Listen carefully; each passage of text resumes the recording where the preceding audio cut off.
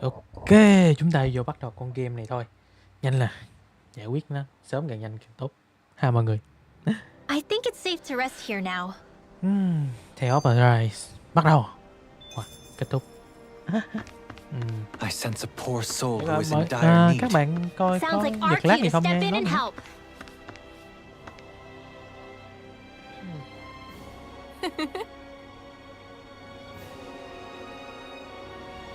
Hello, hello, hello, hello. Chào mừng tất cả mọi người đến kênh của mình nhé. Toàn thể nhân loại cùng với các Sentinel. Ok, chúng ta tiếp tục con game Self Arise này. Wow! Thank you. Đây, ba nhiệm vụ Great, yeah. đẩy cho lẹ cái.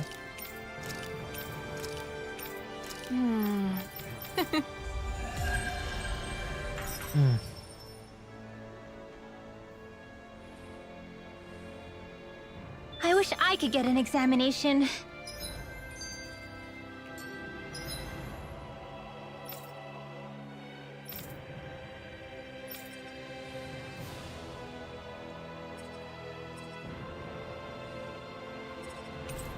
Fast travel về nhà nghỉ cho nghỉ để dưỡng sức. Well, if you say so. Let me see, yes, you're in well, alright? If only your brain could keep up with your mouth.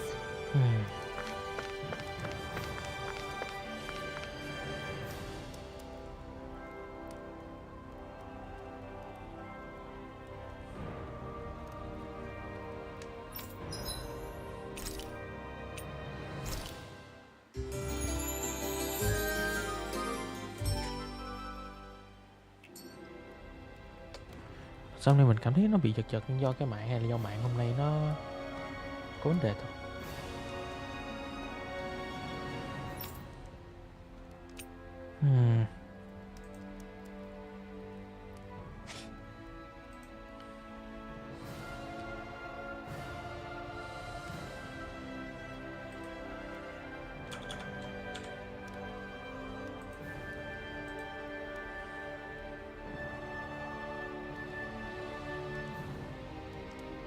Để coi nếu hôm nay mình giảm cái bitrate nó xuống thì nó ổn không? Nằm.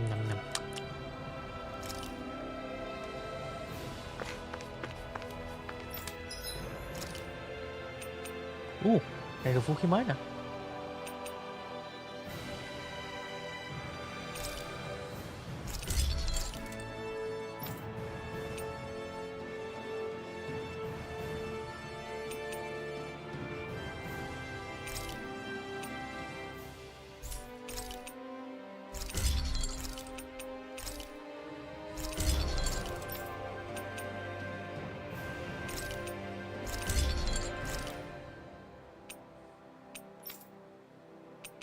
Natural of Beauty.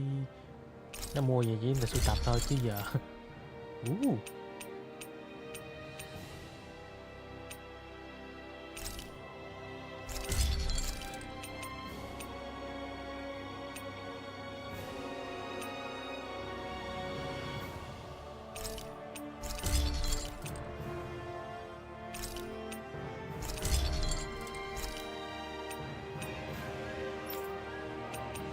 Cái đồ cho Kisara luôn. Refine Shield. Tốt.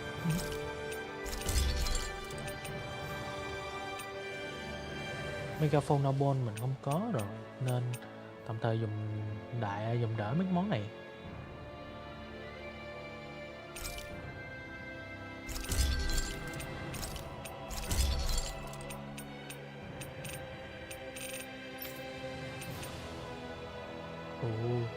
Tên kìa, Supreme Grow Fang.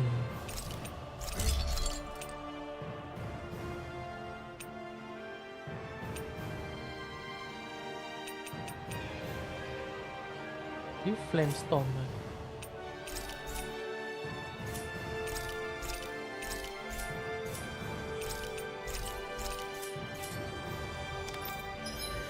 Rồi, có thêm một bản skill mới cho Alphen rồi. Hình như cái này bị nhỏ đúng không ta? Để mình chỉnh lại cho nó rộng hơn cho mọi người dễ nhìn ha. Kéo ra góc này ra chút. Ok. Đó. Rồi, đúng theo kích cỡ của game này. Confirm.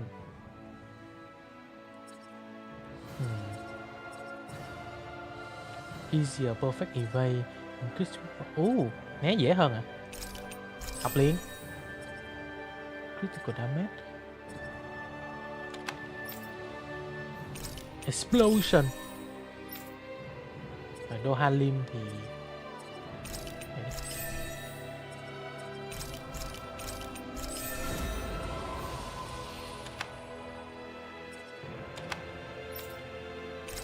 Winwell. Quick point damage. Tốt. Rồi full bản luôn. À không còn cái này nữa.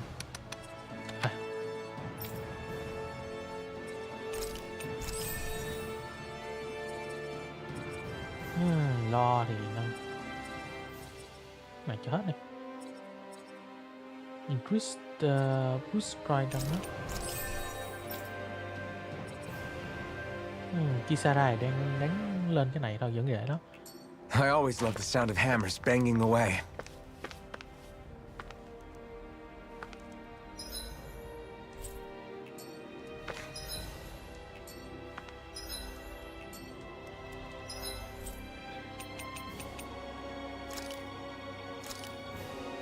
Có thư, có nhiệm vụ phụ nè. Tới đây làm nhiệm vụ phụ.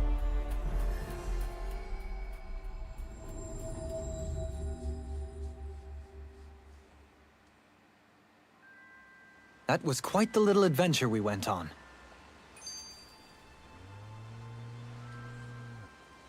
Có giật lag không mọi người nói mình nha. Âm thanh hình ảnh có giật lag gì không thì nói mình tìm cách giải quyết. Cái dạo này mạng cũng giật dữ quá.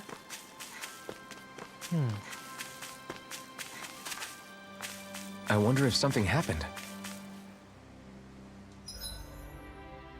Chụp cho mình đây coi.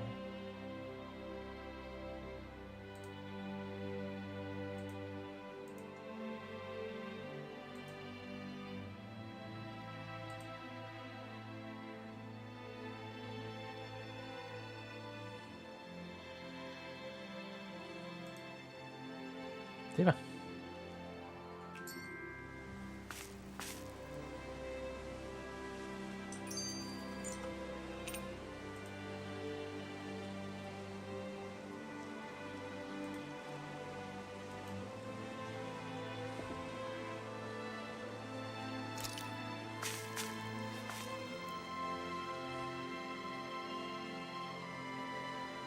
Okay. Hey. Oh, great. Oh, Huh.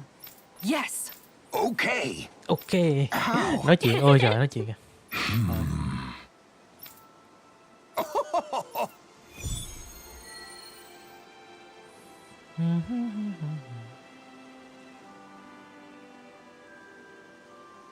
The fish could be dwindling even as we speak. time is of the essence. Let's hurry. I think you're making a mountain out of a molehill.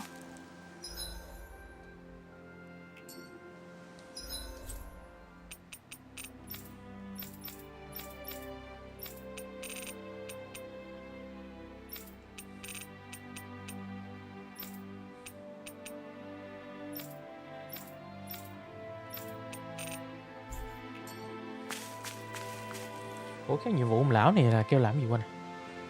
The legendary fishing hole say beside the cave. Ở rừng Sunfall Wood ở Sunfell. Câu cá con cá legendary ở cái rừng vô rừng này.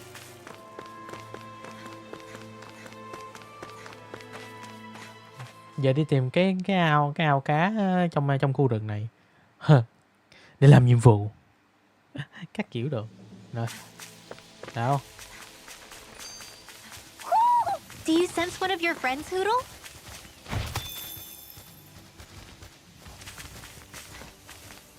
Đúng ta. Map action, có đây có chỗ map action.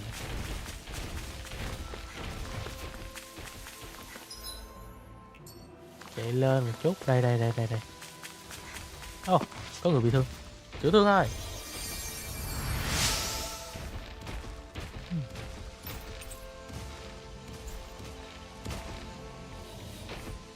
I'm glad I...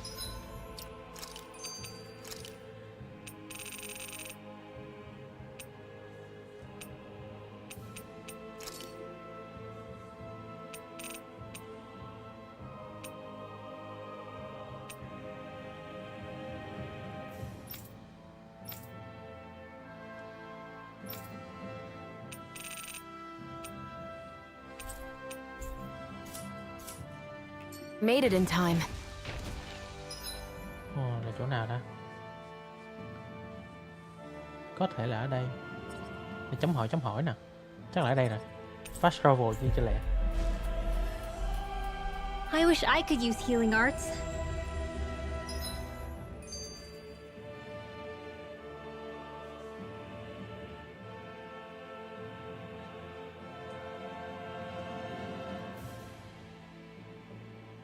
Sao mình cảm thấy hôm nay stream nó cảm giác hơi bị chậm tắt lắc rồi. Kỳ quá.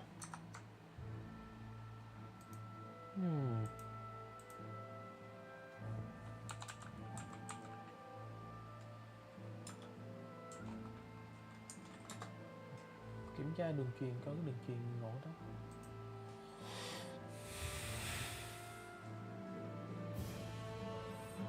Thế bị giật nhiều quá hả?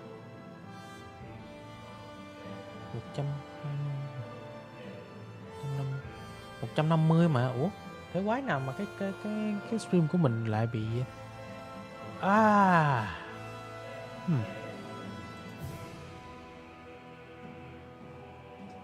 Mình có hay bật về bị giật lag nhiều không ta? Mọi người thấy sao?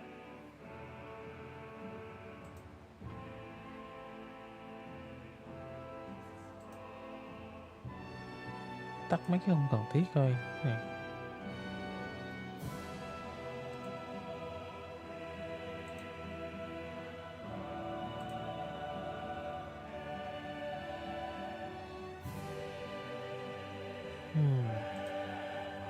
Kỳ lạ.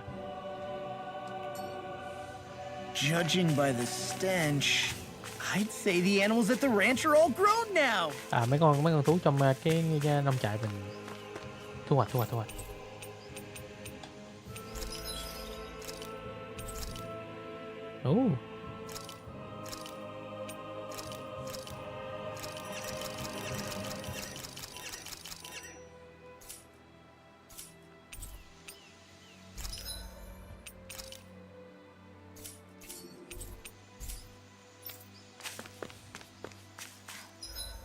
Nè, chỗ của người chấm hỏi nè.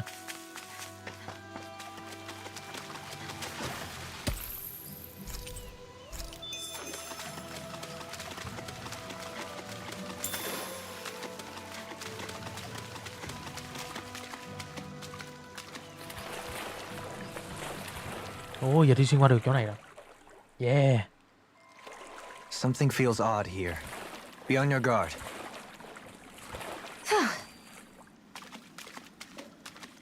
Ok, hãy cẩn thận. Chắc có boss. Seriously? Mấy anh Zugo tới khu này rồi. Vô đây. Good grief. Khi hai người này nổi giận thì không có Zugo nào cản được. Vào. Remind me again why we're all getting soaking wet just to find some fishing hole? Some things are better left unquestioned. But What? Something wrong? Mấy con no, mới à? not at all. Gee, I wonder where that fishing hole could be. Dễ thương à? Thôi đừng đánh nó. Dễ thương. Giết nó sao? Giờ đi lướt đồ. Phải có con quái bự nào ở khu này. Đây. Cái rương đỏ. À, cái gì đây? Hey, new equipment.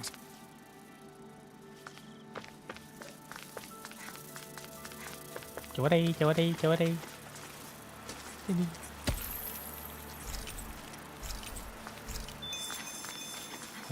Một đống đồ. Rồi kệ tụi nó. Rồi chạy qua đây.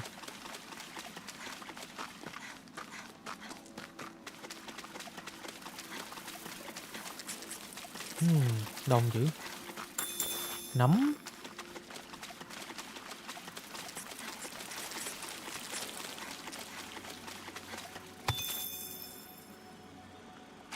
Chạy. Phải bắn này. Bắn nhau rồi. This won't be easy. Don't be such a pessimist. Not on my watch. Water, here my side. These things really get on my nerves. I never miss. You got fire. I've got this. Let a marksman handle it. Sword rain out. Light burst forth! Radiant Genesis! You don't mess around. Now, take this. Certainly A not. whirling struggle. Throwing light spear. Wind You're attack. mine. Strike. Glacial spear. Pierce evil. Snake of the abyssal deep. Sword rain out. This'll come in handy. Megasonic thrust. There. Thanks. Leave the enemy's arm. Sorry. But this Biết fight sao? ends here. Cái này. Now, Asuna! Ở đâu hai thanh niên vậy? Hả? Hello.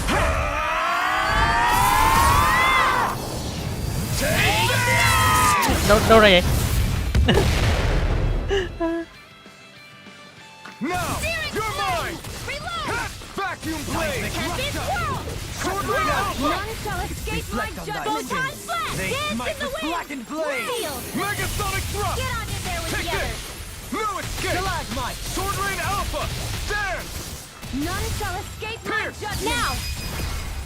Light burst forth. Radiant Genesis! Bum. Xong. You're quite the gunslinger. I have to be in this world. Cái Don't đường worry. xuống. I've got your back. Nhảy xuống rồi. Nhảy xuống. Có một đường á. Bơi chỗ này. Có một đá lớn này.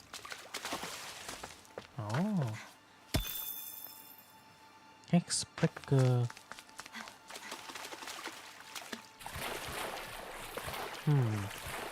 Where should I go? Chấm hỏi nữa.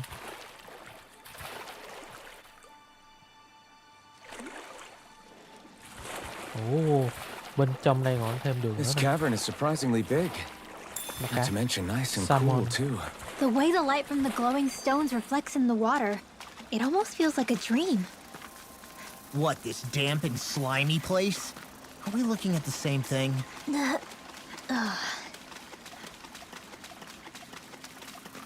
Có cái action. Đấm. Bụp. Đến giờ muốn phá đá là phải nhận lo nữa rồi. Cái hòm cái gì đây? Stamina. I found some equipment. Let me take a look at it. Bình tĩnh ở phải thấy có đồ mới là thấy có đồ mới là hứng lên. Kẹt rồi. This won't be easy. Don't be such a pessimist. Arch field! The waters of creation. Magic is Insects should stay on the ground. Tidal wave! Here I come. Vacuum blade. ST airborne scoundrels. Sounds like a job for yours truly. I'm ready. Dohalim! Ủa, Light nữa. burst forth. Cái combo hai người này hoài đó. You don't mess around. Certainly not. Vacuum blade. Rending you apart. Sword rain alpha. Bloody howling. Leave the enemy's arts to me. I shall ensure you survive this. Place here. Glacial spear. Pierce evil. Armor won't save you! Dance in the Bestow thy wind. mystic mercy. Too much to handle. Holy serpent. Like astral magic and I'm in your deck, Dohalim. Then tonight's meal is on you. Pick up. What's a man? Now we're not rending you apart. Now I can let loose. Bloody howling. Eat this. Here I come. Gale force. No escape. Whoa, hey, one at a time. Resonate with the earth. Holy Stalagmite. land. You have such an incredible technique. Cái bọn này nó Nothing without cho elegance. phép nhanh nữa. I don't know if I'd say nothing. Here I come. No escape. Heal my weary companion. I'm not done. Looks like you came to my rescue again. You need to be Here careful. I go. With the blazing sword Take this. and with my thorns. Shion. Megasonic thrust. Ui ui ui, chạy đâu vậy đây? This one's got your name on it! Ashes to ashes. So I still had room to grow.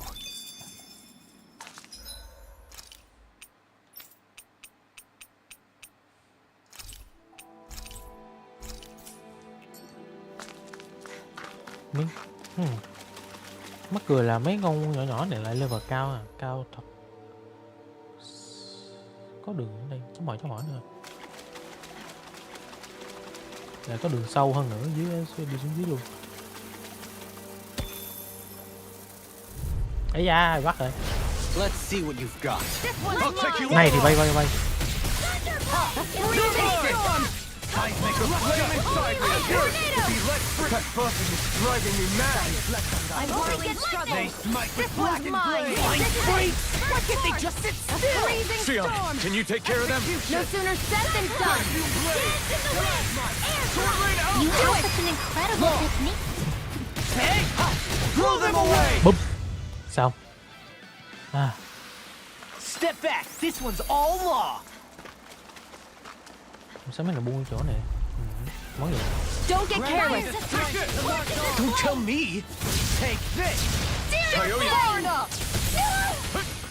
By the power of water. Save you. Annihilation. Megasonic thrust. From calamity. Take this. Ui, cắt xé hoài. Astral arts can't That's get my out of cue. this. Shut him down. Take this. Flame inside me. Yours to be let I thought free. you were going to wreck the place. I'm not nearly finished yet. Then I'll provide assistance however I can. As impressive as always. And here I hoped I was improved. No, I mean you're even better than ever. I've never seen Sion actually look gorgeous.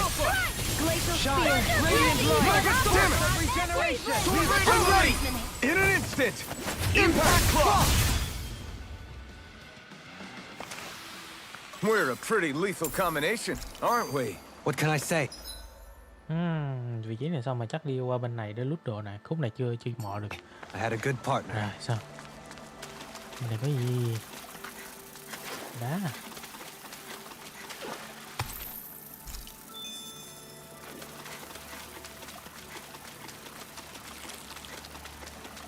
Ui, đâu này đó, từ trời xuống.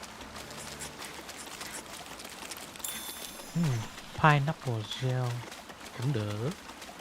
Còn đây red rosemary nấm.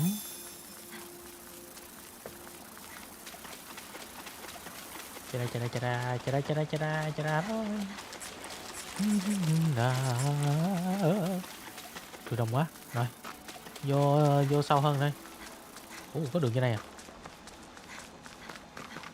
À, tụi nó cản đường. Con này là slam trong cái game này á. Let me know if you need healing. Hear me! Shattering your pieces. From calamity. Glacial spear. Fierce evil! Barrier. Light astral energy! Nothing gets by me. One at a time! None shall escape my judgment! Sorry, but this fight ends here. Just go faster. Trong mỗi turn đánh là chúng ta sẽ được dùng cái combo, dùng cái chiêu này á. Đạp lên kiếp rồi giật tịch. Quyết thôi luôn chứ.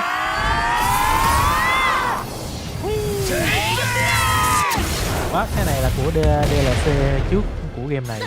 Collab với lại Sword Online. Coming through!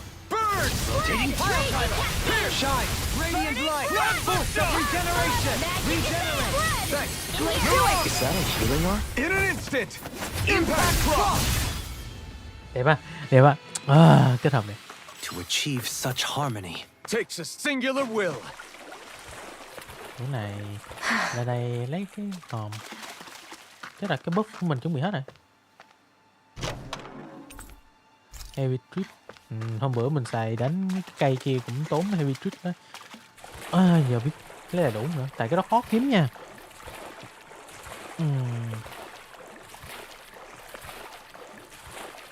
Đây quái Google tùm lum. Chưa vô hết cái hang nữa. Cái này mới ngoài rìa hang thôi.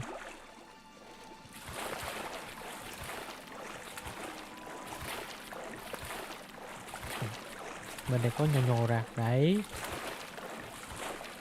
Cá.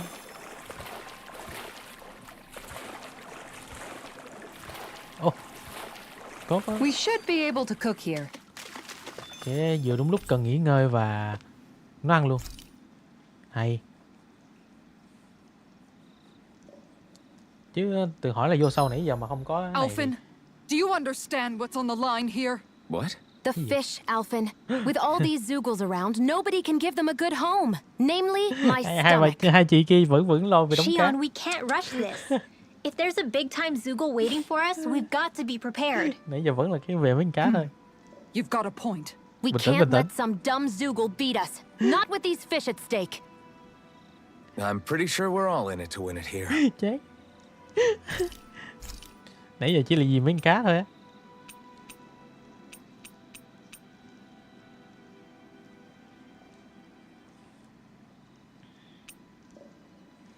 Defend up attack holy mark. What the hell? Holy mark your harder to detect. Trốn tránh mắt nhìn của kẻ thù. Execute combat boy CP up attack up small s cũng được. Done. This is sure to Okay, give the others some nhà much Kisara needed nấu món này energy. tăng điểm kinh nghiệm lên cho stat nhân vật cao lên cái. Đừng quên. Rinwell, mind if we chat a little? Có gì nói để nói You're chuyện. still awake? I've always been something of a night owl. Ever since back when I was someone's property. Turning in for the night only made the next day come quicker. I wasn't in any great rush. Sorry. What about yourself? Care to share something from you were part of a mage clan, right?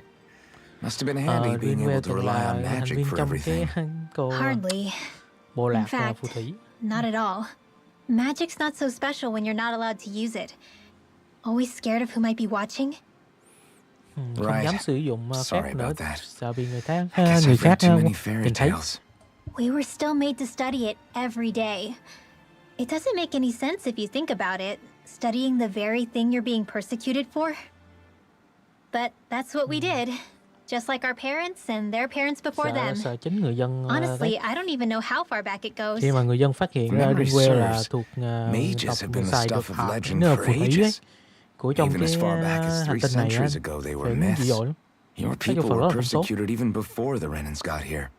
Yeah, the more I think about it, the less it makes sense though. I mean, it was astral arts that let the Renans dominate Dana, right? Why didn't mages end up being the rulers of Dana then?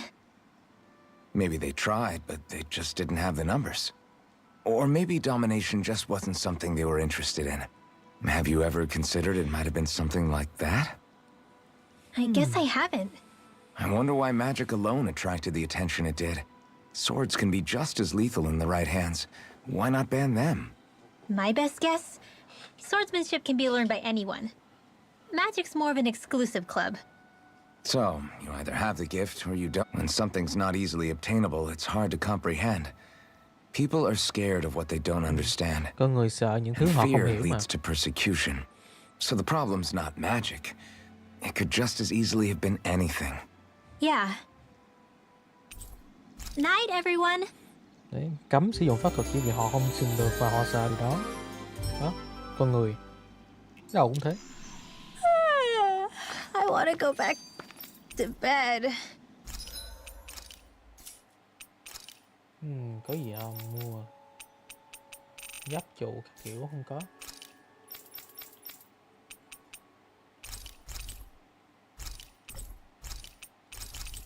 Bán cái này bị đúp rồi nên bán bớt. Chúng ta này được vũ khí nào? Supreme Nail cơ cần.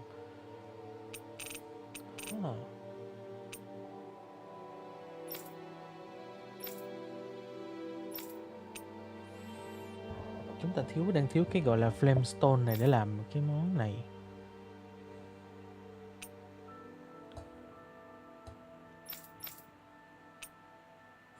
Megafauna bone.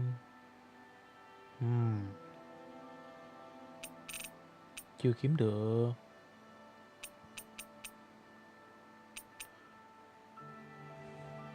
Cái đều cho vui thôi. Cái này hình như là cái siêu chỉ số cao nhất rồi nè.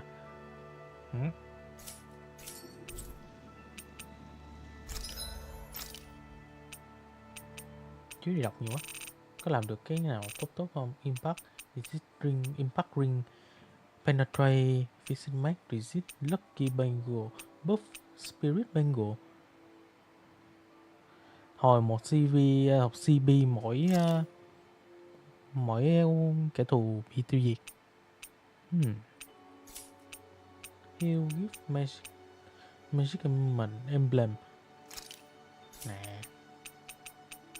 Bị thiếu cái gì đấy. Hex nullify curse, chống độc. Free stamina. Có cơ hội cái AG của chúng ta được giảm phân nửa. Cơ hội thôi. Counter damage CP cost.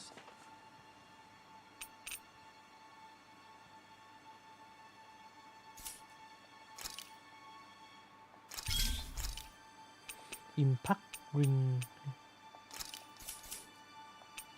Transfer skill.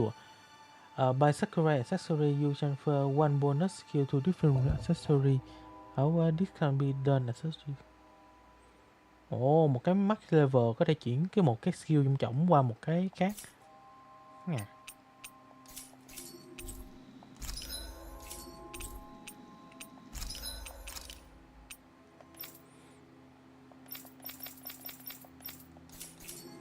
Tiếp. Whoa, this is amazing.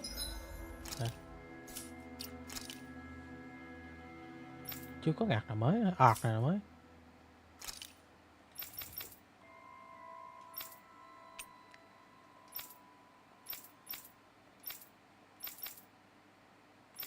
Khi cầm Kisara có mỗi cái Havok rồi, công nhận.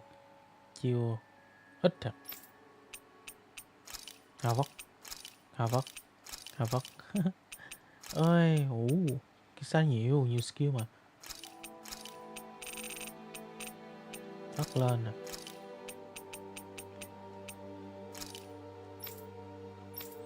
Cầm cho chắc thôi, lỡ sau này mình có hứng dùng mấy nhân vật này thì dùng được. Steel CP.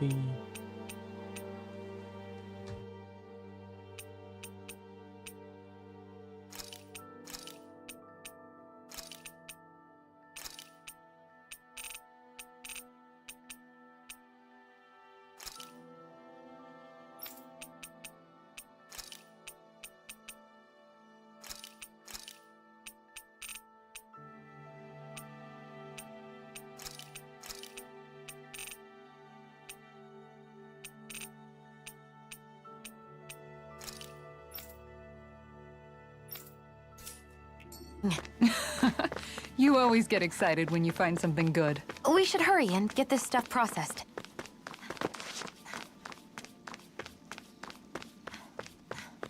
I've got a bad feeling about this one. Slam khổng lồ. So this He's the one who polluted the pond. Consider this payback for all those fish! Shield from calamity. The flashing parts are weak points! Now you see what I can do. I'm out of Can't get out of this. It's gonna attack. Right, watch out! It's raining blobs of slime! Gross!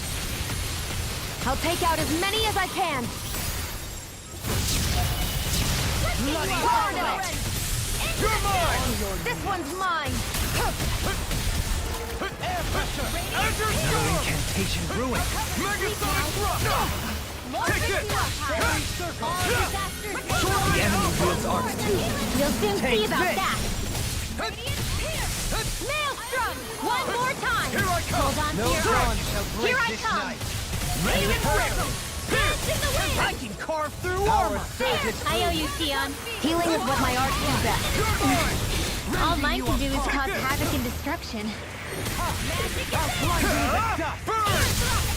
Now, while it's reeling, Take it down. Sword Rain Alpha. No further. I'll heal you all. Rending Flash. Bestow thy mystic mercy. You've got me surrounded. Our arms are being interrupted. It's about to strike. Look sharp, everyone. Purge malevolence. Magic is in here. Azure Storm. Take this. Armor won't save you. Do it. Just what astral energy. Say no more. Got it. Well done. No escape. Vacuum blade. They smite with lightning. Changing tactics. There's no telling what it'll do. Stay focused. Illuminate the dark. In a vine. Holy land. Too much to handle. They're not playing around. No attack. Finish without a trace. Hold on to your arts. Here I Bestow come. thy mystic mercy. Explosion. I'm nearly done for. Bestow thy mystic mercy. Fairy circle. Don't suffer in silence. Burn in hell. All disasters may You're be mine. not in your dreams. I'm not done. Far beyond the darkest sky. Đâu quá. Healing circle. Bloody howling. What would I do without? Thanks for the healing. Watch yourself, okay? Yeah. You too. Strike. Strike. Trouble. Strike. Mind if I do? There you go. Don't let It's up. over. The flame inside me yearns to be let free. Explosion. All right. It's showtime. Take this. Burning strike. Raging cascade. I'm not done. Spread. Win. Begin. I'm Rains of heaven. Thấy được. Bestow thy mystic mercy. This one's mine. Fairy circle. Punishment. You'll pay for that. Đua hai một cục là bắt đầu. This has a most peculiar taste. You're mine. Demon lash. Here's a healing Sword heart. Rain Alpha. The everlasting. Now or never. We've almost got it beat. It's getting weaker. I'll smash you. It's weakened. Sorry, but this fight ends here. Em không. Just go faster. Lâu rồi. Now, Asuna. Right.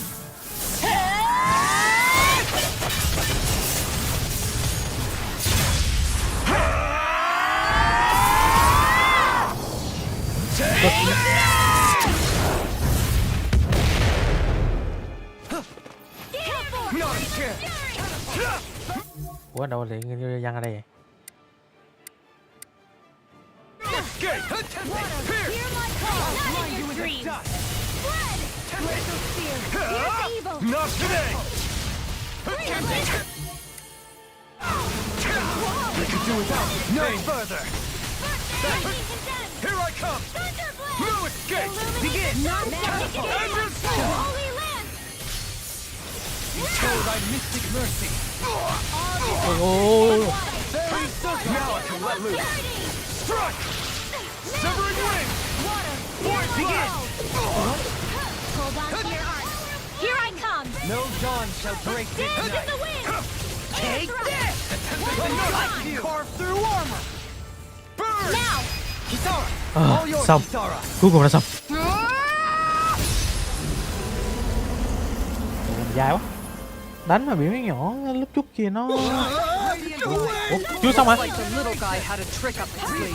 There's always something bigger and slimier. I owe you one. Serious. Glacial spear. Here's the evil. No further. Chưa xong à? Breeze lancer. Ủa nó biến khổng lồ rồi. Radiant Glacial spear. Here's the evil. That move. Allow me to help. To hơn hồi nãy nữa. Big one.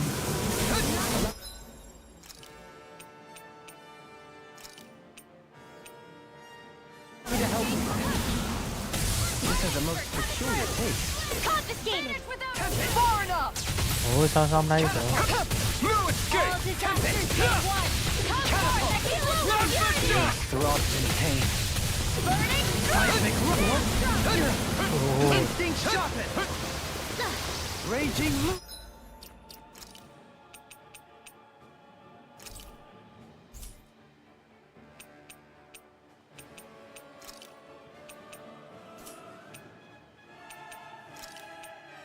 Firmament render! No further. This one. Lightning condemns! Thunderblade! Raging Illuminate the Lunar dark! Magic is him! Holy land! Not What would I today. do without you? What would I do without you? Now you see what I can do. Ồ, con boss dài. Đảm. May a thousand gales tear you to Vacuum shreds! blade. Please, Lancer! Gusty Sword gale! Blade Alpha. Take this. No further. Rending blast. Eat dirt! This one's mine! Dance in the wind! Airborne! Glacial spear! Whirling here's the evil! Air pressure. Freeze Lancer! First force! Bloody howling. Got Bể it! chưa, bể lỗ rồi. Now's our chance! Tempest whirl! Benedict. It's go time. Burn it hell. Hold on to your art! Now Here see I what I come! can do. I've risen! Strike. Razor Prepare to blade! be healed. Done. Not in your dreams! I'll grind you into a thrilling performance. The big one's up to something. I don't want to know what else it has in store. Let's smash it to pieces before it can show us. Quite. Đó, chào Phong thôi cha. Playing Rồi. around! Hello, hello. Sao mà tự nhiên chat mình không hiện lên ta, đúng không? Đâu để mình wait a minute. Kìa đó. Có chat hiện lên nè. Hồi nãy mình không thấy. Hello. Trời ơi, đang ráng chơi cho xong con này. Tháng sau là nó giờ đi DOC rồi. Mà ui rồi. Tưởng nhỏ lắm, ai giờ nó phóng to lên. Vacuum blade. Radiant light. Sword Blade Alpha. The flaming siren yearns to be let free. Leave the chargers to me. Coming through. Ô, này quá. Now. Scarlet Inferno. Here, let me help! No escape. Looks like you came to my rescue again. You need to be careful. With the blazing sword and with the thorn. Nằm xuống. Not today. You get the jet! Armor won't save you. Don't mind if I do! No escape. Raging Last cascade! shot. At least it's Au. Trời ơi. Cũng chết rồi. Render! Flame of fury! Burning! This one's mine. Tà lao thế, vậy mà quá à. Heal my wearied companion. Sure. Okay. This should do it. Searing flame! Reload! Resonate with the orb. Reload! Stalagmite. I'm out of ammo! Rending you apart. First aid! Severing wind. Blossom! Searing gale. Winds of heaven! Annihilate! Stalagmite. By the power of Hy sinh máu để finish without a You're trace! mine. Force of regeneration. có đam. Armor won't save you. Đúng nguy hiểm thật cái kiểu này. This one's all mine. Time! Allow me to help you. Not long to go now! We couldn't have done it without you, General. Thanks! On your Come on! Eat Let's you and me get in there and finish this fight! Try harder. Not a chance. Air pressure. Can't get out of this. The fluidity of your movement is simply incredible. Here's the evil! Vacuum blade. Ai bị đè chết rồi. Ai đó cứu tôi rồi. Not done yet. Rồi, dưới hồi sinh này. Take this. Try catapult. Now or never. No further. Do it! Xong. In an instant. Cuối cùng. Impact cross. Ôi, con này biết giết 2 mạng, con này con slam này cực thật.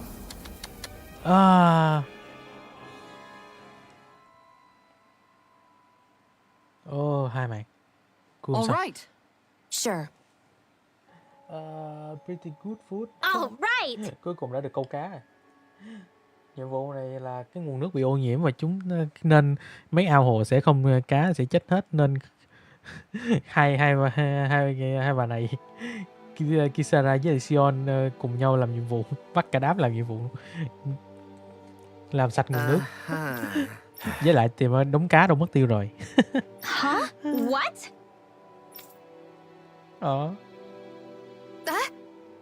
Nó ướt nhẹp là hỏng sách rồi. Làm hư sách của bụp. Oh, wow! You dummy!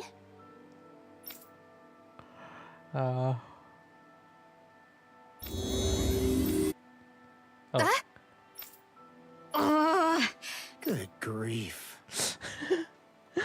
Bé nó chơi thay đồ quay. Rồi. Chỉ vì miếng ăn mà là hư sách của Rinwell luôn. I feel so gross and sticky after that fight. Tell me about it. We better hurry and get a bath and laundry going Giờ đi hướng này, hướng ngược lại. ASAP. Kiểu nãy giờ cố gắng tìm được cái hồ cá này nè. Con cá huyền thoại ở đây. Liệu mình có câu được không? Mình cũng không biết nữa. A Tới đây nè. fish! You saw it. Đó. Great! Yes!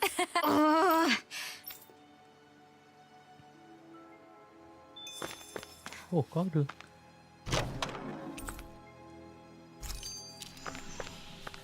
Ồ, câu cá. I hope we catch something decent. Indeed. Hungry bellies are counting on this. Cái mới nào.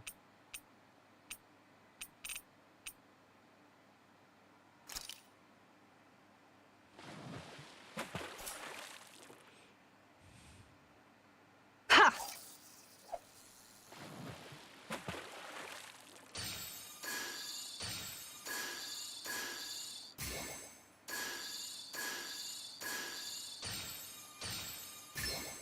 I've got something. Kéo.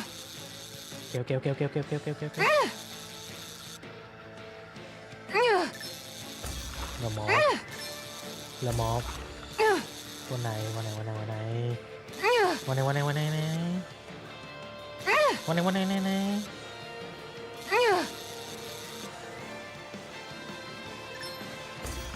Ok, bắt được con cá rồi. game câu cá, giả lộc câu cá Looks rồi. like I hooked a pretty rare fish. Wow, what an awesome fish you caught! Ồ. Nấu ăn được cái món con này không nè? Ha!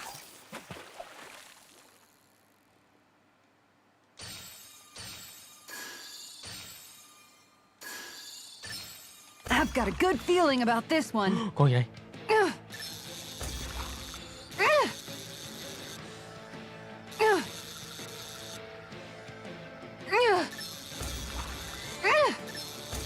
Ồ. Cá mạnh. Kéo qua này. Kéo đây. Lần nút nữa, một lần nút nữa.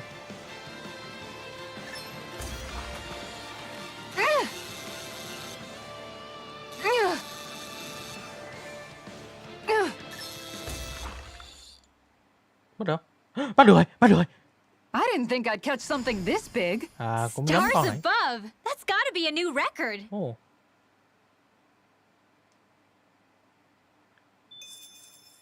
Ồ, cá đâu? Ồ, này con.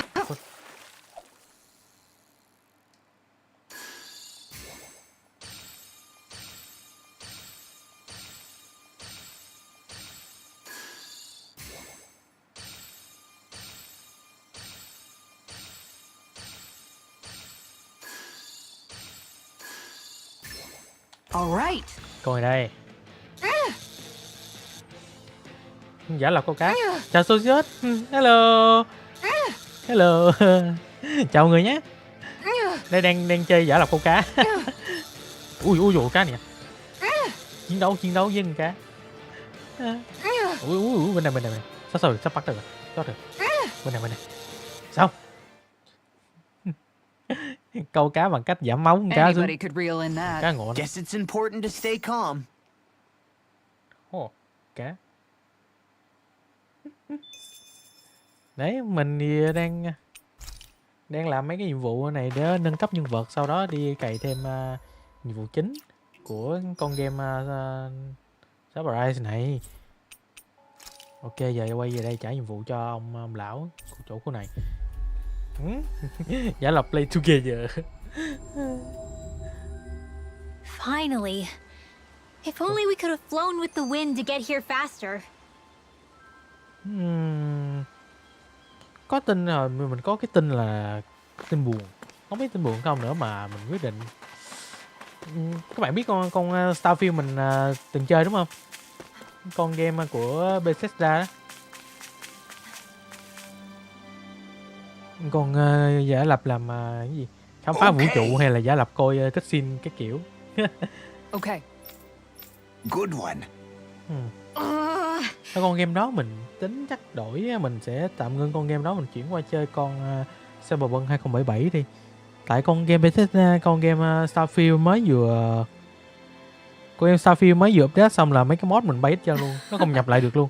Khổ. Chán ghê. Mod tôi dễ chơi mà game của beta mà không chơi mod thì kiểu sao được. Game tệ tới mức mà làm ra xong mình để cho dân tình đi mod làm thêm phụ ấy. Starfield. Good grief. Burning Blood. Tùm lum thứ luôn. Có thêm cái bản skill mới cho Ringwell. Mà nãy mình có đặt chiêu mới. Mình đang đợi cái chiêu này nè. Giảm thời gian cast phép cho GTA 4 hay là GTA 6? Tidal Wave.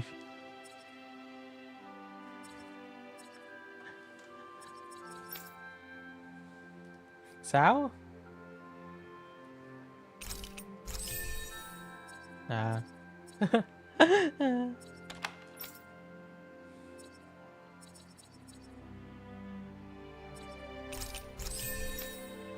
Fan còn chiêu cuối này. Lên rồi. Lên.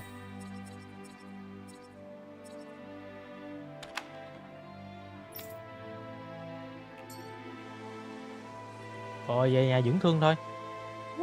We have truly borne.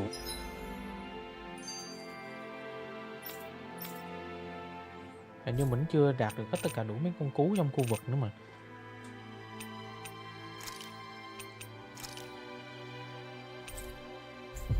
Nghĩ ra cái để hồi máu, cái trận lại tốn quá. Female determination this day.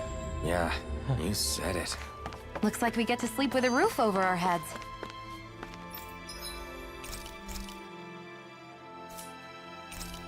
Nghĩ nhưng không cần nấu ăn. Hôm nay với ngày mai nữa mình cũng sẽ livestream con game này á, mình nghĩ khó mà trong hôm nay xong kịp lắm. Với cái cấp tiến độ với lại cấp độ nhân vật của mình thế này sợ không lên kịp.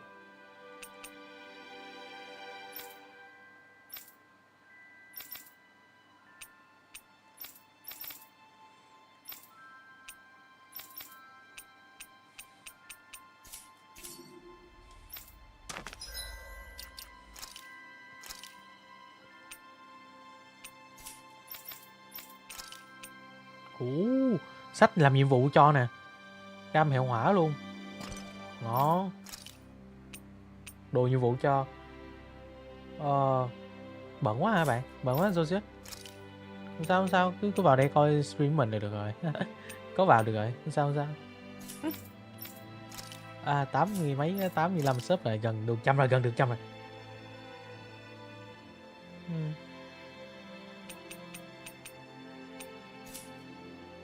Skin kia, skin katana nhìn đẹp không? Đó. Thì mới biết ở trong cái này có cái như là cái đấu tập arena đấy. Vô luyện combo với lại các kiểu thì nó tặng cho mình. Không. Chọn đánh ra được cái kiếm đó mới đúng hơn. Chứ không có cho không. Quên, game này làm cho không được. Cần câu mới.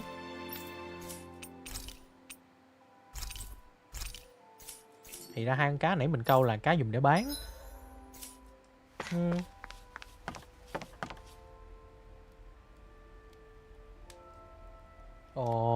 Dạ. Cực ha.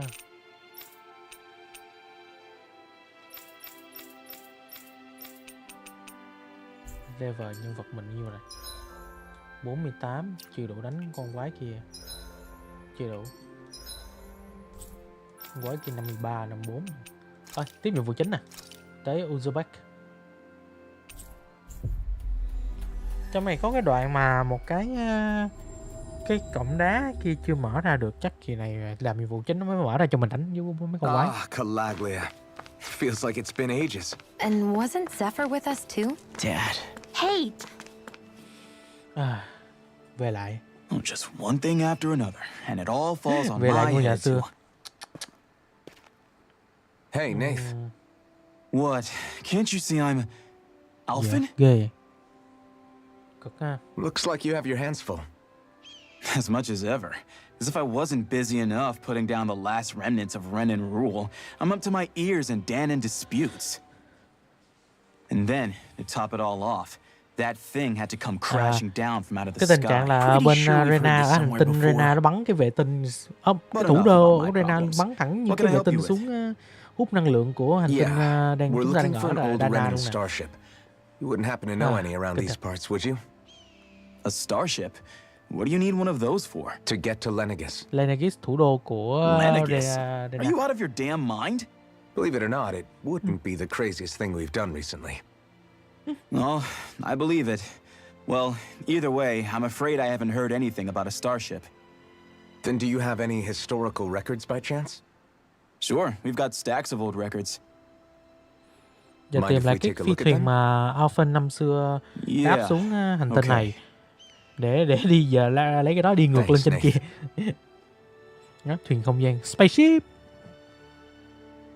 I read through all of the records, but I only found a single line that might point to what we're looking for. Ok. It mentions a rock that shot across the sky and landed past the mountains. Quên The tìm event was núi. recorded just before the first Renan invasion.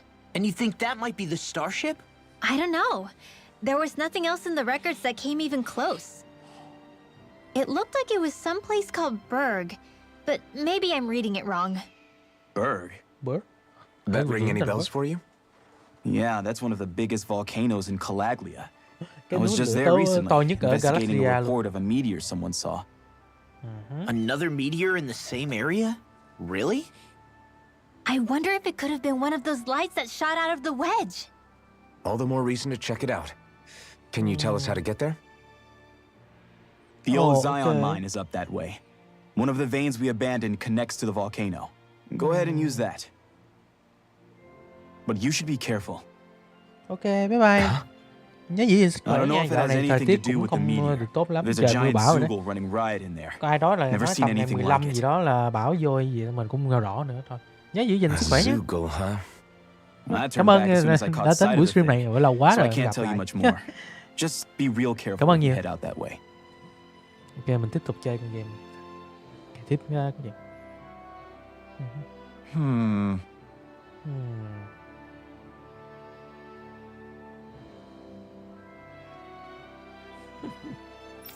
Ok. All right. Lắp. Right. I didn't like the sound of that monster Nath was talking about one Con bit. quay vật. Well, we have to Thì press chúng ta on. phải tới bước. Cái địa điểm nghe tên rất kỳ lạ. Không đường vào đó. Sandiet Ravine, Uzbek. Ôi đi vô hướng nào? John My Tunnel.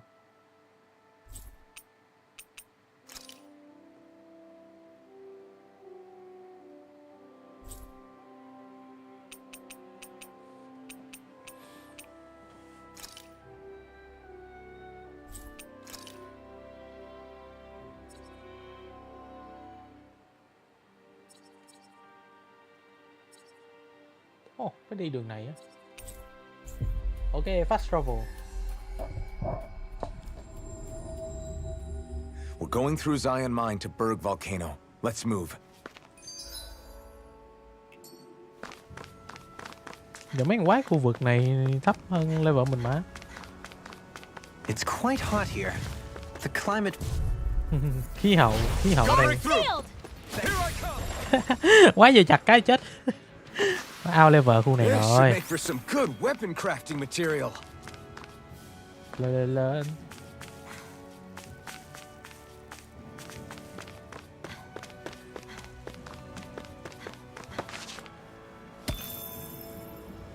Adamantine mask.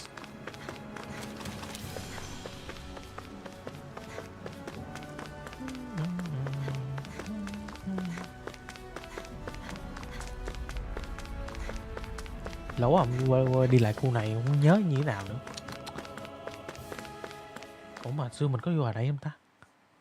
Oh. Something feels odd here. Be on your guard. Ồ, có gì đó kỳ lạ đây. Quái à? Mấy con quái tới. So we're back in the Zion mine tunnels. Who would have thought we'd be going through this place again? This is where you and I first fought together. À, And also cái the địa điểm ban first đầu time we gặp nhau. touched, as I recall. Wait, really? Yes, really. Đây là nơi Sion với lại Orphan gặp nhau.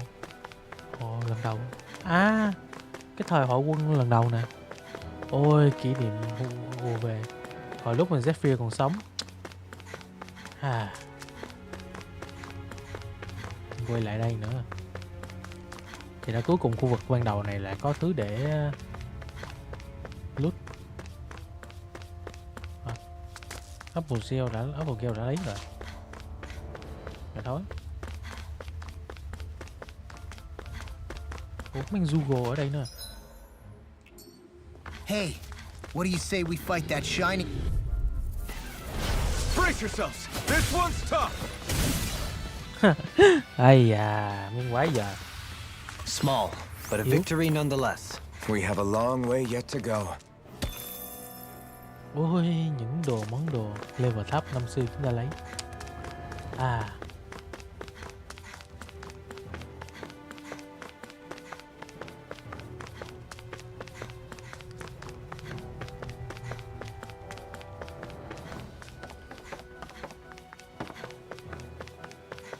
Giờ đi vòng lại bắt rock cái khu này coi có gì mới không? Đấy, chắn có đồ mới rồi. Apple.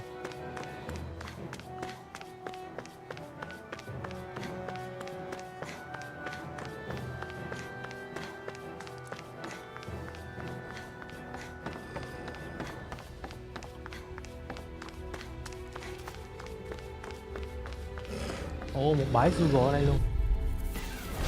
Retreat if you know what's good for you. Ba nhá. Chết ngư. Barely a blip on our radar.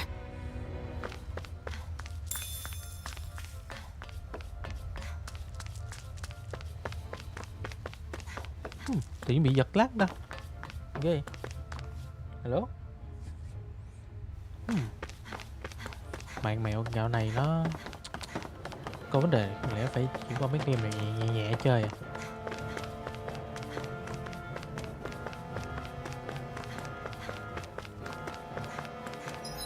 Chạy lên quẹo bên phải.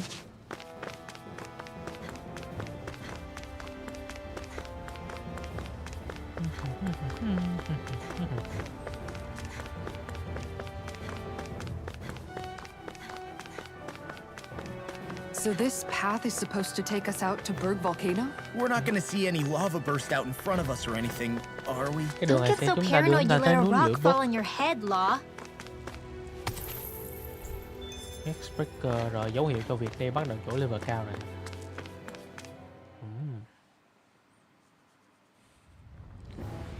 Núi lửa. Mấy quái mới luôn. Mấy bumi lửa à. Kỳ này phải xài băng rồi. Băng. Bầm bát bầm. So hot.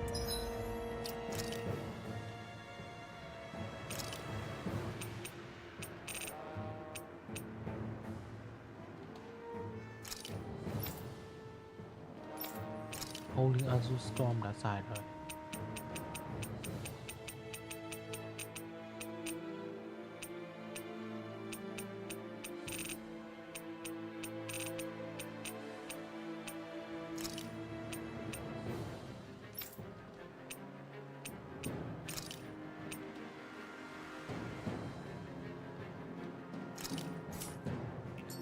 Well, yeah. We've reached the inner portion of Berg volcano. We need to find that starship. And fast. Huh. Đây có chỗ leo lên nè. Coi DOXXING làm được à? Cái gì? Đâu làm được ra? You can make plants grow instantly? What if we use this for fruits and vegetables? I'd rather not be our party's fertilizer. Thank you very much.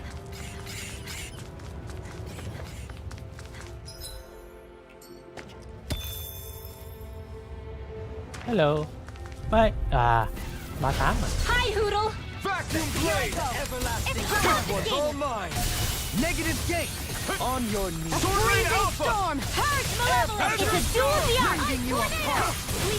Bloody howling! Yours are not the skills of just any warrior. Save your compliments. We have to move. Driven and talented. 4. Void flash! Elusive deity Now. take shield! This one's got your name on Quay it. cha đâm lửa nè. Ấy, ít ra cũng quét sạch rồi. Mà bọn này level 38 thôi thì không sao, yếu vẫn nó vẫn yếu với mình. Quái lửa 40. Gotta break through! Azure Storm! Annihilation. Blood! Rending you apart! You picked the wrong fight! Bloody hell! If it cools up, time to get out of the way! I'm not rending you apart! Smash you! Come and face me! Bloody hell! Pierce evil. Freeze land. Do it. In an instant! Impact cross! Sống. Only the best materials in your garments. You really do have quite the discerning eye, DOXXING. Yeah, they all kind of look the same to me. My face is starting to sting. And my throat feels super parched. Nóng quá rồi. Here, have some Sắp water. được. Just make sure Dân you don't sống drink too chỗ much. siêu lạnh để nhảy qua chỗ siêu nóng như khu này thì hơi mực.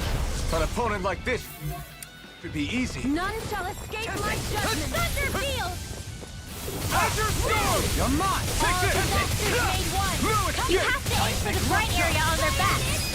Now. In Ôi, an easy. instant! Impact cross. Cross! Sống. We're a pretty lethal combination, aren't we? What can I say? I had a good partner.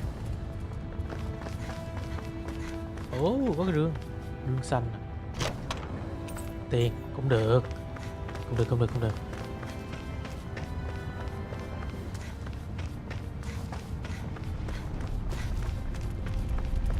Lý luận chả ngán nào ở đây.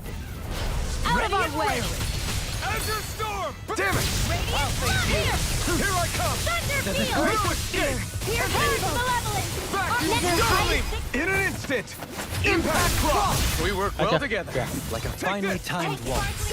Milan! Try harder! I'll bash in there to glad you have your uses.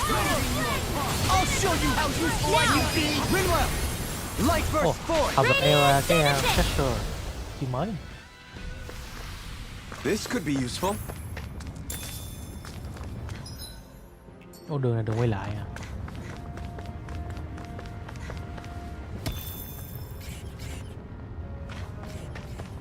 Chỉ là mọc từ dưới ra chứ mọc từ trên xuống được. Không tạo hai bên đường được.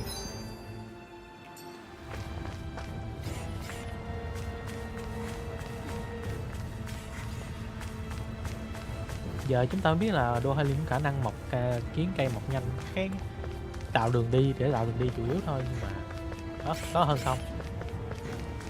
Thêm tính năng mới tại có một số chỗ hầu như cũng cần tạo đường như thế. Cho nên mấy con này phiền phức. Giờ chỗ này. Một con golem, 2 con phải. 2 con. Get lost. Take this! I never miss. Try harder! It's on! Take this! Pressure! Not today! Are those rocks skin? Be careful not to overdo it. I'm sorry. Do it. Blow them away! Now! Its armor's too strong! Split it open. Be my guest! Đứng yên. Keep charging Can't us! get out of that. Got it! I'll leave it to you! Chỉ Khi xa ra chẳng kịp. Am I on a roll or what? Well, look who's in a Tim phát bright mình and nè. shiny mood. Flamestone, ồ, ra tới đây xuống đây bắt đầu cày được. My word. This must be the work of Providence. Prova what now? It means destiny. I think it's a bit. An opponent like this could be easy. Freezing storm! Confiscated! Can you take it? We turn the tables on him. There are still more left. Right. No time to hold I'm back. ready! In an instant. Impact cross. Xong. We work well together. Thằng này đánh như vậy. Finally time. Đứng sao quá. Trốn lại. Freeze out the way! Just sit still! I'm ready! See ya. In an instant. Impact cross. Xong. Tướng chạy nó đứng đó là phát à. Nice. No Ok, scratches on my reset shield cái or my thanh kia armor. thủng rồi. Giờ tranh thủ chạy nè. À xuống đây. Ui. Bây giờ. Đâu rồi? Ôi còn gì chân của con người nữa.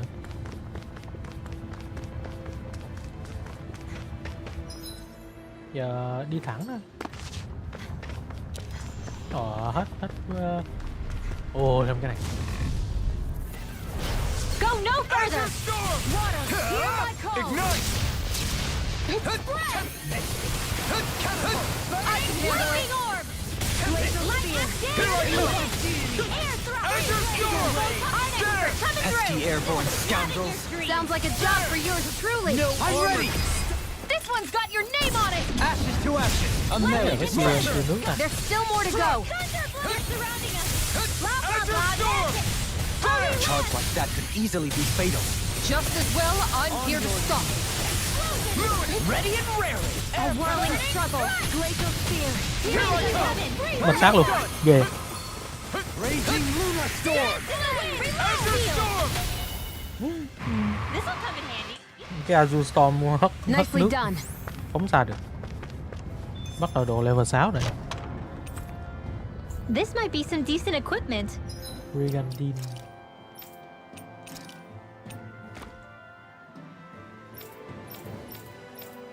Vậy mà. Ồ thấp hơn rồi. Element God của Kisara chỉ số cao hơn.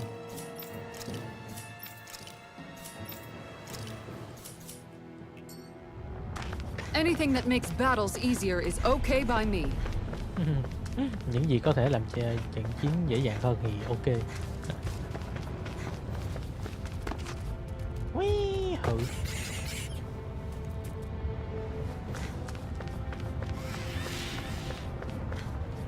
Ra. Đô hai lim đất luôn à. This bridge will hold itself together, right? Most definitely. Most Though I won't make any promises. Mystic Clock. Which Clock. Ôi, giờ bắt đầu đồ one is it? đồ có chỉ số cao rồi. À, bắt rồi. À. Get lost! Azure Storm. This one's mine!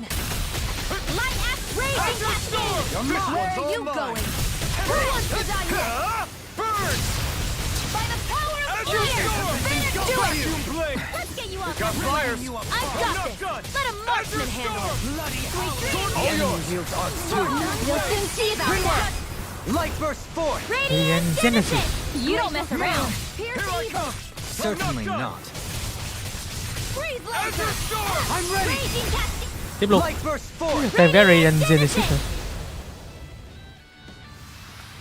Together, that wasn't even a problem. Xong. Phải để ý một số thứ không thôi là mất đồ ấy. Đó, đồ nâng cấp thiết bị rồi là sao? Equipment level cao. Bên kia nữa cũng có, mai con này nó cản được.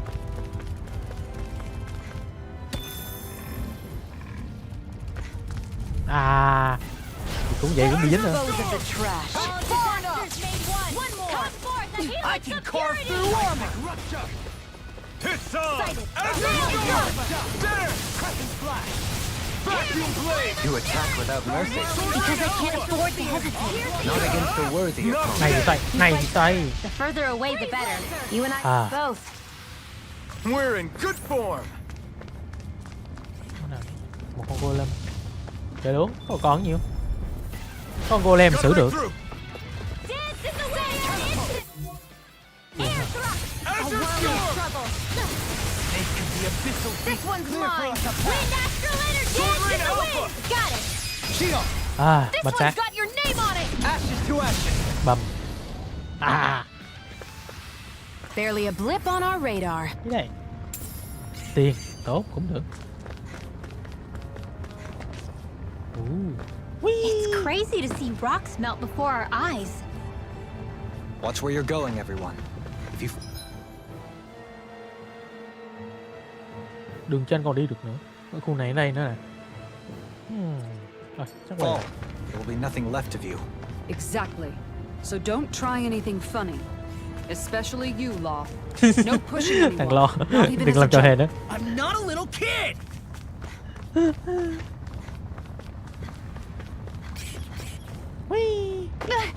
Ôi, Great. Now I'm hurt and dirty.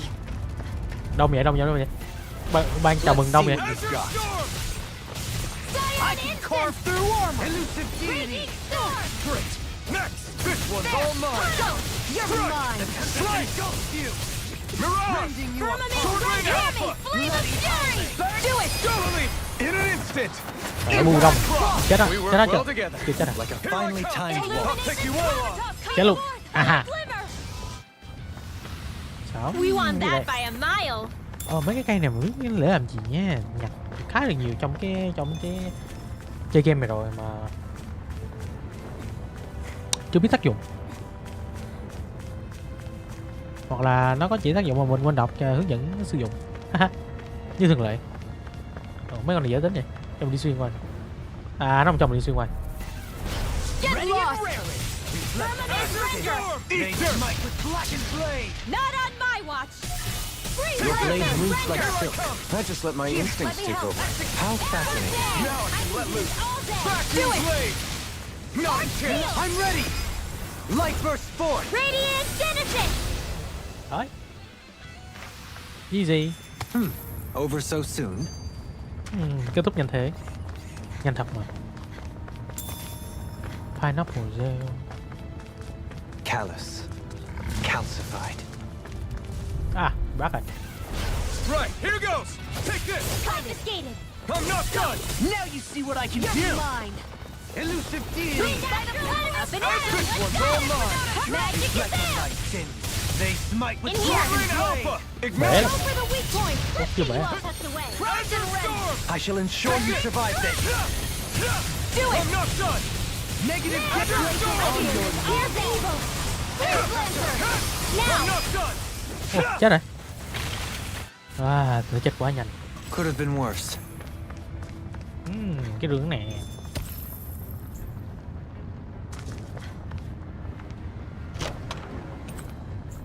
Cruiser rồi, tốt. Có vẻ là đây là xong rồi. Giờ leo lên hướng cây lơ bên kia nhảy xuống. Ui, hụ. Không sao, không sao. Đi.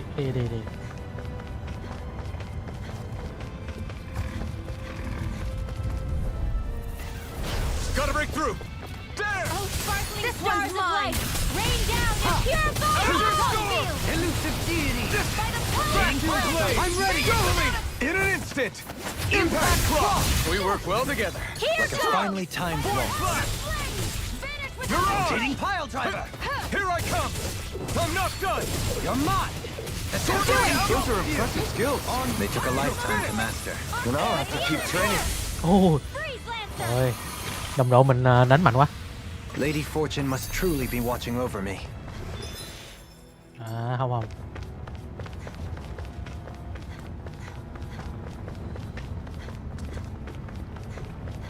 Đua Halium bật này lên, đấy. Ba này lấy đồ. I didn't know you had that sort of trick up your sleeve, Dohalim. I would have figured rocks and plants would be too different. Oh, absolute. For you to handle both. Not Trời ơi. Quay lại chỗ cũ à? Không, như cái này như là shortcut thôi. Đi vô qua cái đám này mà. Bắt lẻ mấy con golem. Golem vậy chứ. Out of our way! Snake into the abyssal I'm only deep. getting... This one's all mine. Go time Azure Storm! Take it! I'm not done! Illuminate the dark! Sword Rain Alpha! Freezing Azure Storm! Holy land! Raging The no black further! imparts their weak points! Do it! Kisara! All yours, Kisara! Obelix Blade. My turn! Cyan instant! Not today! On it here! Astral energy! Tornado Drive! Here, let me I'm help. not done! May 1,000 gales I'm ready, carry the Kisara! Tiếp luôn. Commander of Heavens! Phoenix Cyclone! Small, but a victory nonetheless. We have a long way yet to go. Rồi. Tới chỗ boss chưa? Lâu đấy. Tới chỗ cái phi thuyền chứ. Chúng ta cần tới cái phi thuyền cũ của Orphan. Ra ngoài được. Chưa, hình như vô sâu hơn nữa. Ok, chúng ta tới chỗ boss rồi nè. Thấy có điểm này không? Để hồi máu hồi thật kiểu. Và chơi game luôn đi.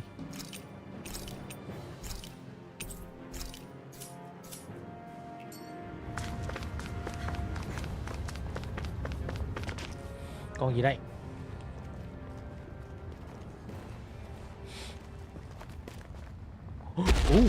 Cái này con quái mà đánh chết boss xếp này phải. Là con này đúng không ta? Ừ, nó nè. Vậy giờ chúng ta phải đánh lại nó nữa rồi.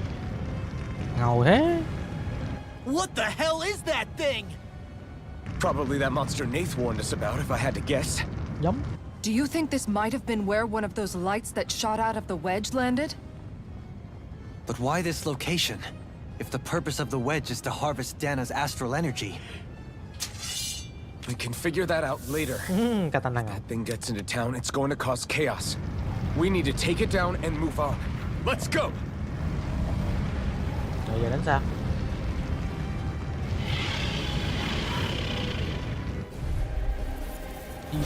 This one's tough, but we have no choice. Let me know if you need healing. Here it comes! Focus! On your toes, everyone! Suddenly turning tail doesn't seem so ridiculous. Why? Giờ làm sao đây? Are you scared? Me? Are you? Do you even have to ask? Of course I'm scared! Focus up before we become that thing's lunch. It's summoning Zoogle? Take care of them while keeping an eye on it. Take this! Annihilate! Sword Rain Alpha! Raging Luna! Come and face me! May 1,000 gales carry you to triumph! Where are you going? A thrilling performance. You're mine! Raging Luna! Hack!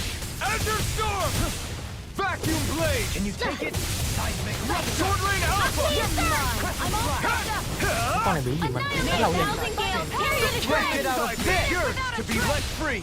You picked the wrong fight! It's Rồi wide bể xong lỡ, bể lỡ. Won't escape me!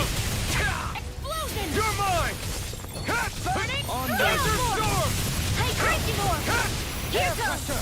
One more! Reload! Now! Totally! In an instant! Impact Claw! We work well together. Like a Cái finely loại golem này là chúng ta chỉ có thể xài cái chiêu Vacuum Blade! Mystic chống sức ập khi mà nó bể cái lỗ ra mới cho chúng ta dùng. Don't let up! I'll stop its charge!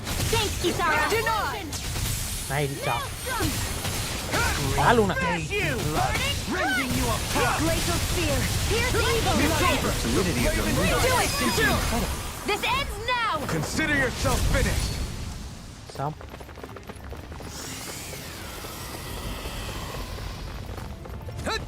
Here come more! You'll just have to keep fighting. Holy land! An astral art? That's my cue! Burn it! Shut him down! Doctor orders! I'm not done! I never miss! Raging Storm! I'm ready! Hey, one at a time! Raging Luna Storm! Now you see what I can do! Sword Rain Alpha! Elusive deity! My turn! Bây giờ biết cái lửa của ai luôn á. Tại Explosion! Not on my watch!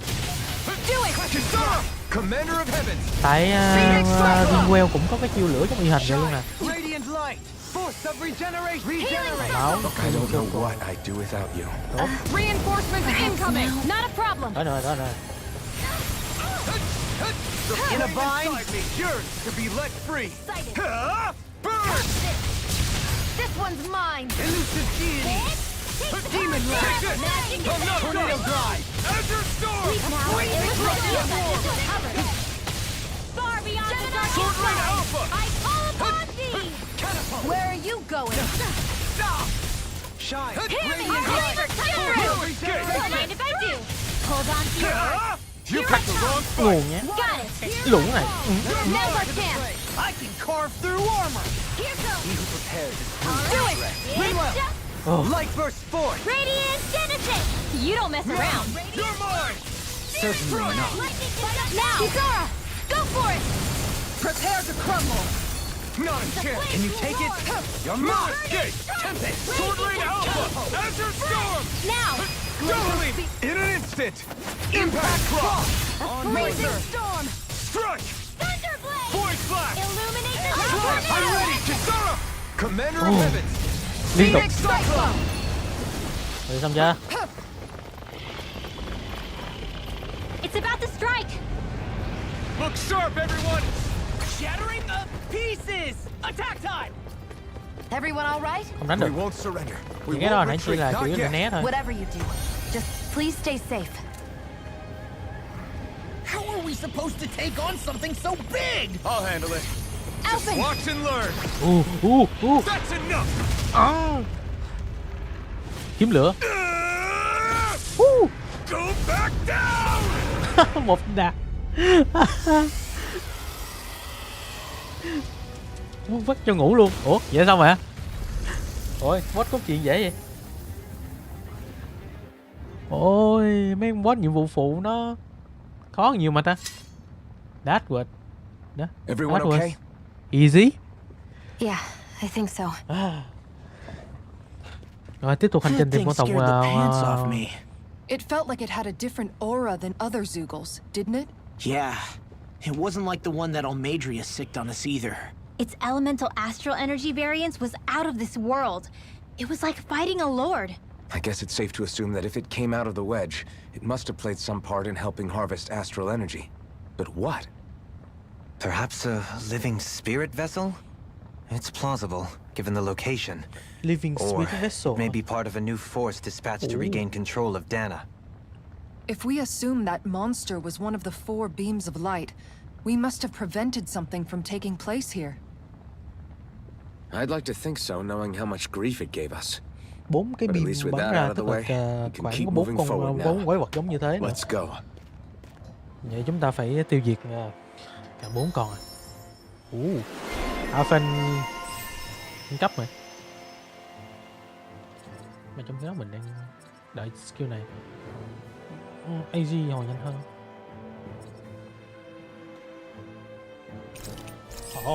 Faster.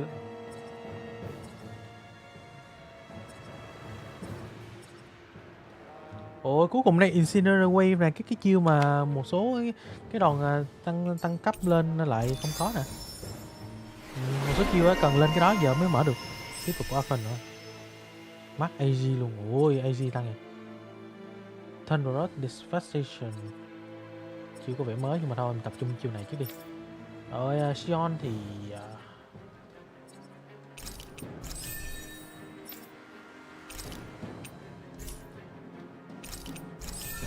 maximum cơ bản attack cộng luôn. Đua Halim giờ lên khỏe, không bị vướng mấy cái người.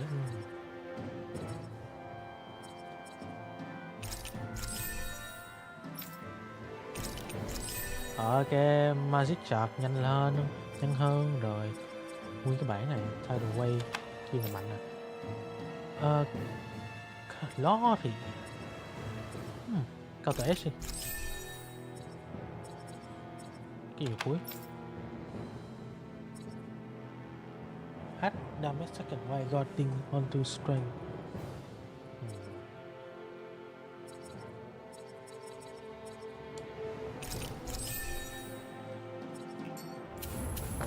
I can feel Giờ đi my precision improving. Nói chung con chùm này không khó lắm. Level mình chắc vượt qua đủ cái đám này rồi.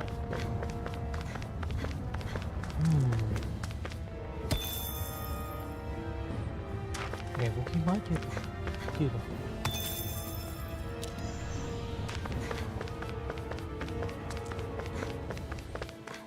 Ok, ra ngoài trời. Dưới đây chúng ta đang ở trong miệng núi lửa đấy. Bây giờ ra mát hơn nè, cảm giác cái tiếng. Hey, is that it over there? Ủa?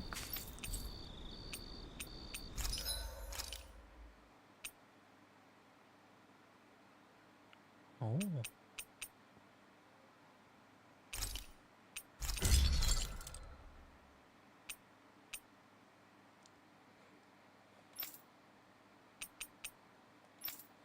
Ồ, cái cuối Sion luôn à, tốt.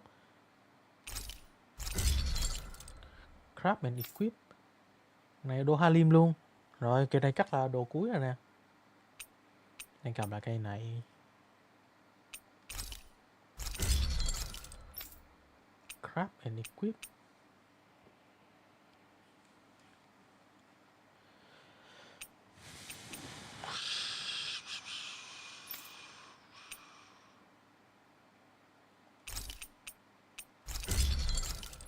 Cho đủ.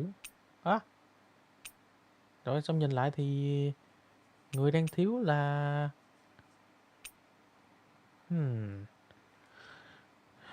Kisara.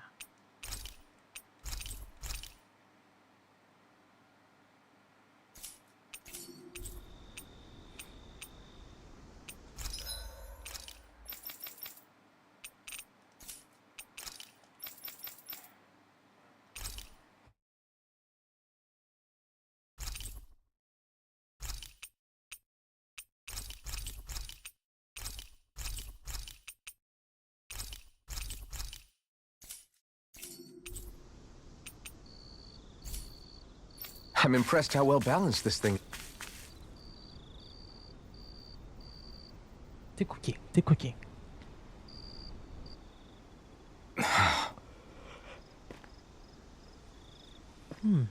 Alvin? Did you remember something? Nhớ gì không à? No, but I have seen this starship before. Đã từng thấy cái phi thuyền này rồi. Này cái phi thuyền Alpha được gửi xuống trái đất này. This is it. This is the ship I traveled in when I escaped from Lenegis. Khi trốn thoát khỏi Lenegis, thấy nguyên phi thuyền. Bền thiệt mấy trăm năm vẫn còn hoạt động nè. 3 centuries later, and it's no worse for wear. 3 thế kỷ nhưng mà vẫn không hư hỏng nhiều. Damn, I'm amazed it still works at all after all this time. The past meets the present. Quá khứ gặp hiện tại. I really am from a different time and place. Alpha. Alpha vẫn biết là mình But you've got tới us từ now, 3 năm trước Alvin. rồi. Thấy Not lâu only đài của that, Harak but you've Garon helped ở out bên kia so kìa. many people too. Law's right. Rinwell too. You're one of us now. No more carrying the weight of history on your shoulders. You're a part of this world. Right. Thanks, you guys.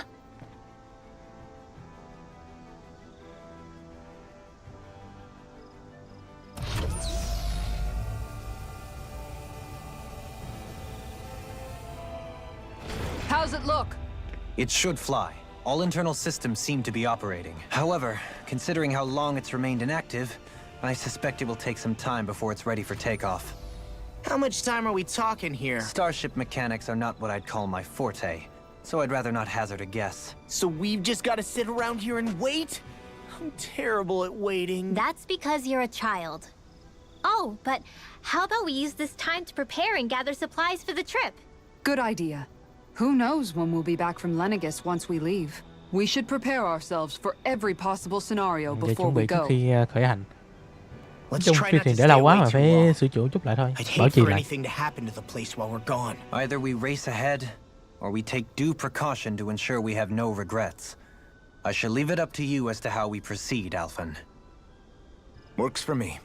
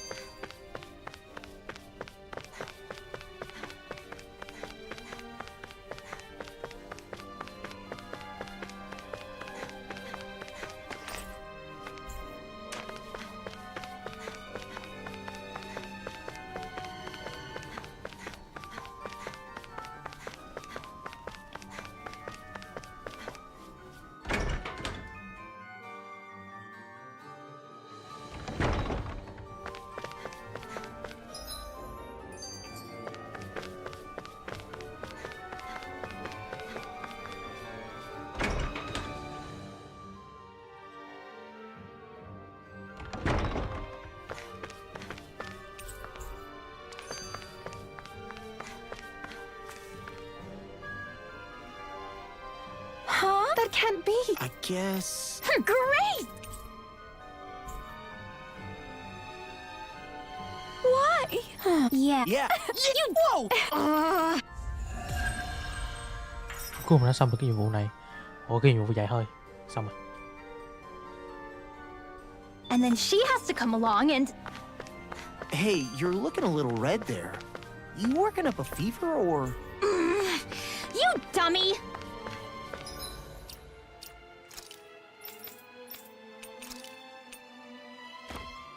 Ủa, đồ cho Rinwell nãy giờ lụm nhặt được thôi là nó tăng nhiều quá. Ngay cả vũ khí với giáp nữa là đồ nhiệm vụ thôi. What did I do?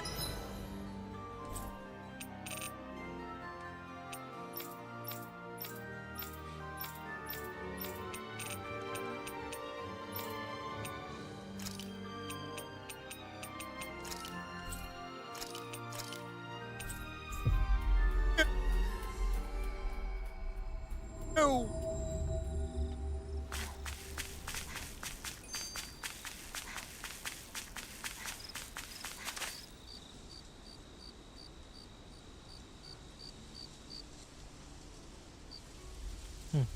Quay It's quần bên lửa funny, chạy. isn't it?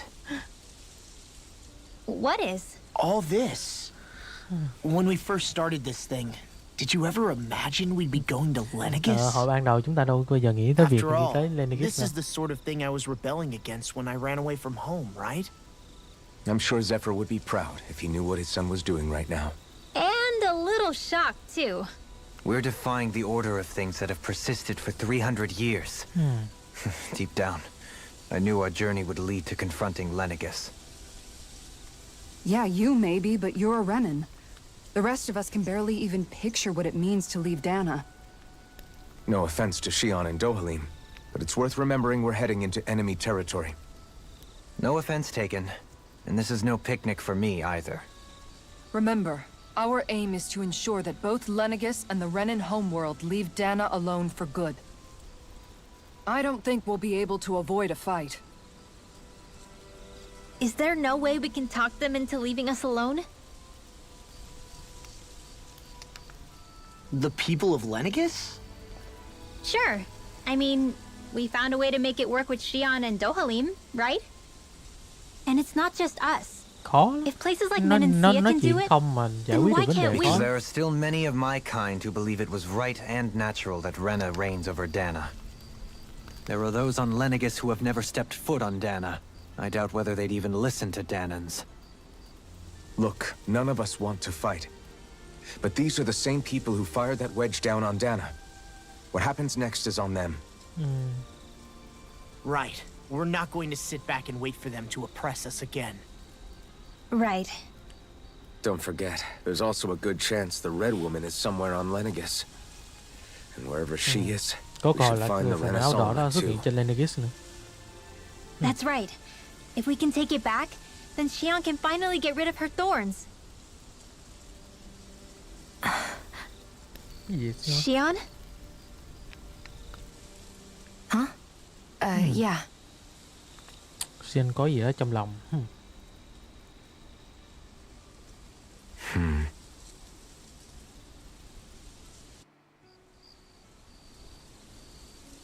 Đi đâu rồi?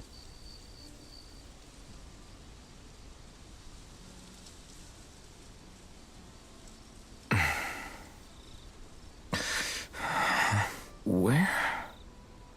Đây, thấy không ổn mà. Shion? Sion tính làm gì vậy?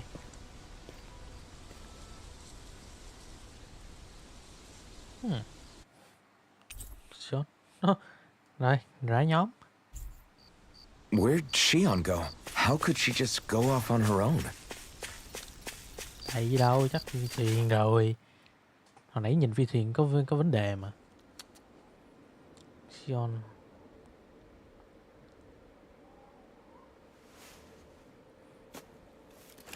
Shion. Shion! It's your thorns? But why? Ủa, cái năng lượng Maiden của Sion Okay. xuất hiện à? Just now, it looked like you used your maiden powers to suppress your thorns. You can really do that?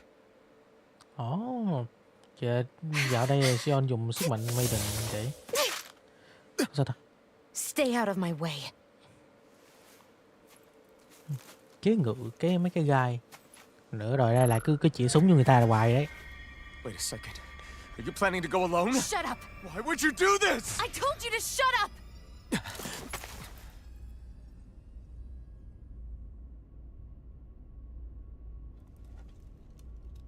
I won't let you. I mean it. I refuse to let you. I won't tell you again.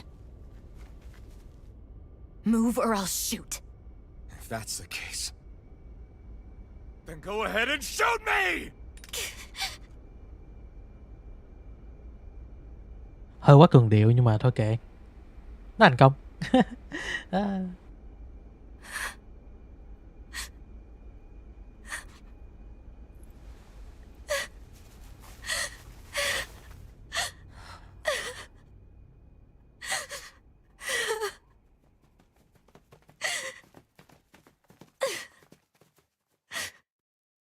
Kể cho mọi người nghe coi có chuyện gì.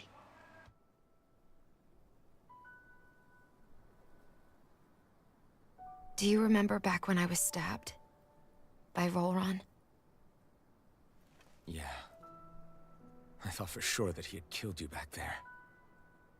That wasn't the first time. Huh? The first time was when I was only a child. After that, no matter how often, I just couldn't die. Couldn't die? So you're immortal? How's that even... I believe you, Xion.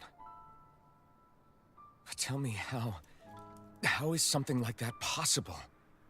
My thorns. They're me, but at the same time not. They're part of me. I have no idea why, but my thorns will never let me die. At least not before I'm meant to. You can't die before your death? When my thorns free themselves, it will be my death. I've seen it. A darkness that swallows up everything until nothing remains. It's a vision of oblivion I can't escape.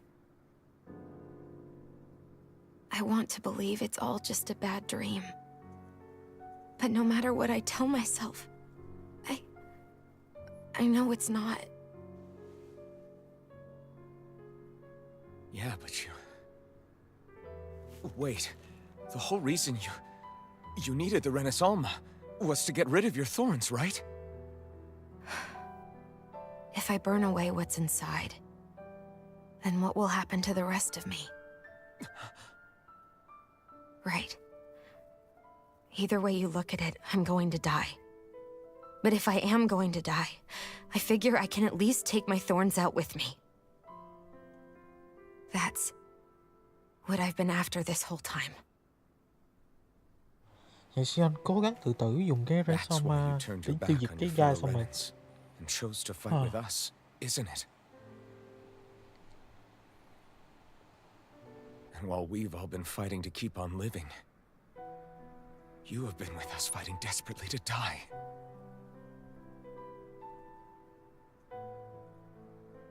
That was the plan. But then I met all of you. And before I knew it, I didn't want to die anymore.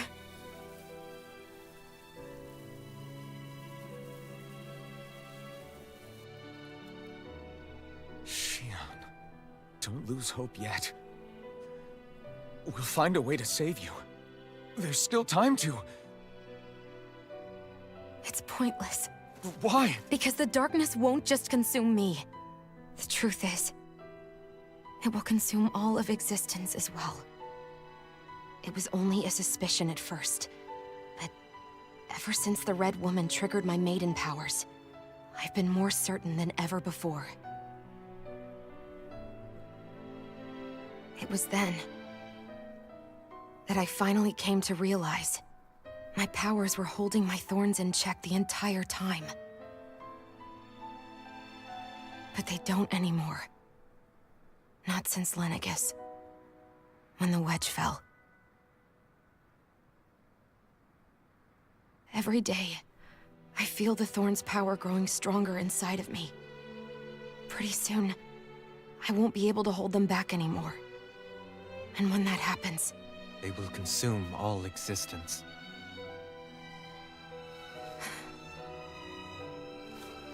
And that's why you wanted to leave by yourself.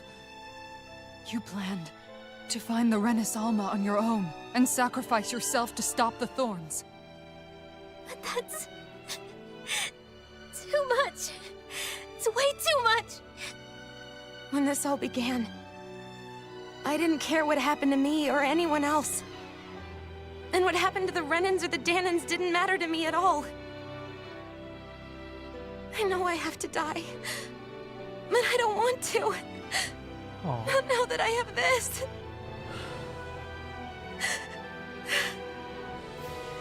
I wish we had never met. Then I wouldn't have to feel this way. Xion! Alvin? Only living for the sake of dying is no better than being a slave. How can you endure this? Alvin. It's not fair. I don't care what anybody says. I won't let it happen. We can fight this. Fight until rồi. the end together. Với sức mạnh tình bạn chúng ta có thể vượt qua. Isn't that what you said to me before?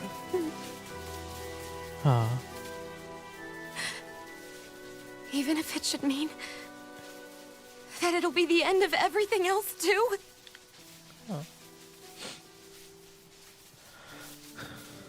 Xion, what do you want? Muốn cái gì? It's your decision ultimately. But if you decide not to fight fate, I will. Even if I have to do it alone. No, you won't be alone. I'll Chúng fight ta as có đồng well. đội với nhau mà. Count me Tất in cả as đồng well. lòng rồi. I want to be a force for good, not hate. And me too. I meant it with all of my heart when I told you before. Neither of you are alone in this at all. You guys. And I, for one, don't believe this venture is without hope. Xion is the descendant of a maiden from 300 years ago. Given the circumstances, it seems very likely that those events have some connection to her thorns. The true nature of which, I imagine we will discover as we make our way to Lenegis and uncover the truth of what's unfolding here. I take it you mean we might find a way to get rid of her thorns and she'll live? It's certainly possible.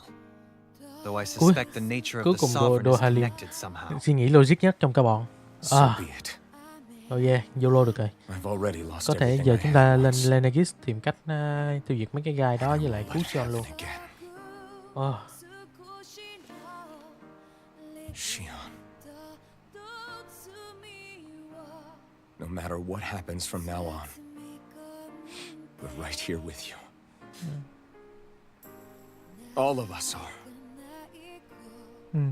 You are not alone.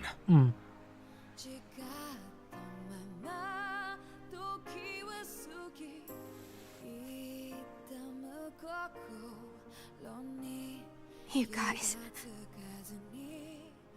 You're all so stubborn.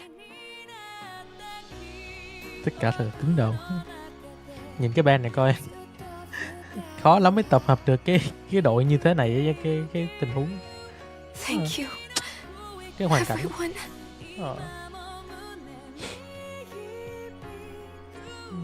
For right now, and a little while longer, I just want to hold on to this dream. And most of all, more than anything else, I want to be with all of you.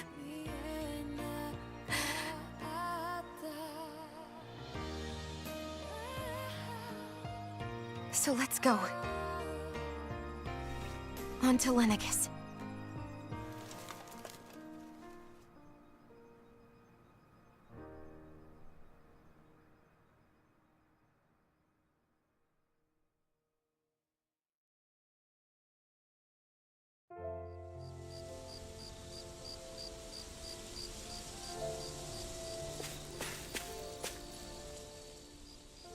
The end of the world.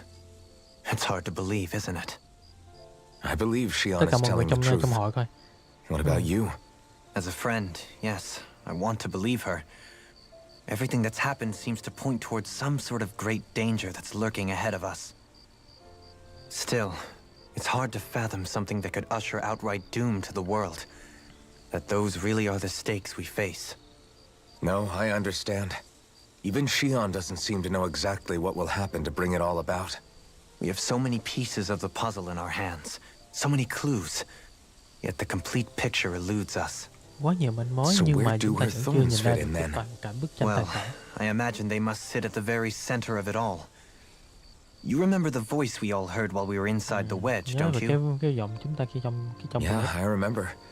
It was the will of Dana's astral energy come to life. ý chí sinh ra từ That's what năng we all lượng thought. astro của hành Right. tinh Dana. And from that, we're able to hypothesize how vast concentrations of astral energy can become sentient. Let's return to when we found Shion in Pelagian. When her thorns went wild, they contained far more astral energy than any mere Renin would normally have inside them. So you think those thorns might be alive too? That their will is what keeps her from dying? But why would they Cái want to đó có ý chí destroy the riêng entire không cho world? Sion chết. Họ ngăn As cản for Sion that, chết luôn. I really cannot say for certain. You know, I've noticed since we've met that you like figuring out riddles. Can you blame me? When Đồ one Hải Liêm realizes thích that the giải đố. world they once thought to be true is but a mere facade, they can't help but seek the truth. Especially when that deception has led to others getting hurt. Dohalim? I imagine the remaining pieces of the puzzle that we seek rest somewhere within Lenegis. As for what Ok. the final picture will Những look mảnh like, à, who can say? I think it's best we not dwell on it too much for the time being. những mảnh thông tin còn lại thì ở trên Lenegis. Right. Để lên trển ghép một chỗ lại với nhau thôi. Mảnh ghép, tất cả các mảnh ghép. Chia xa ra. How you holding up? Who, me? Yes, you.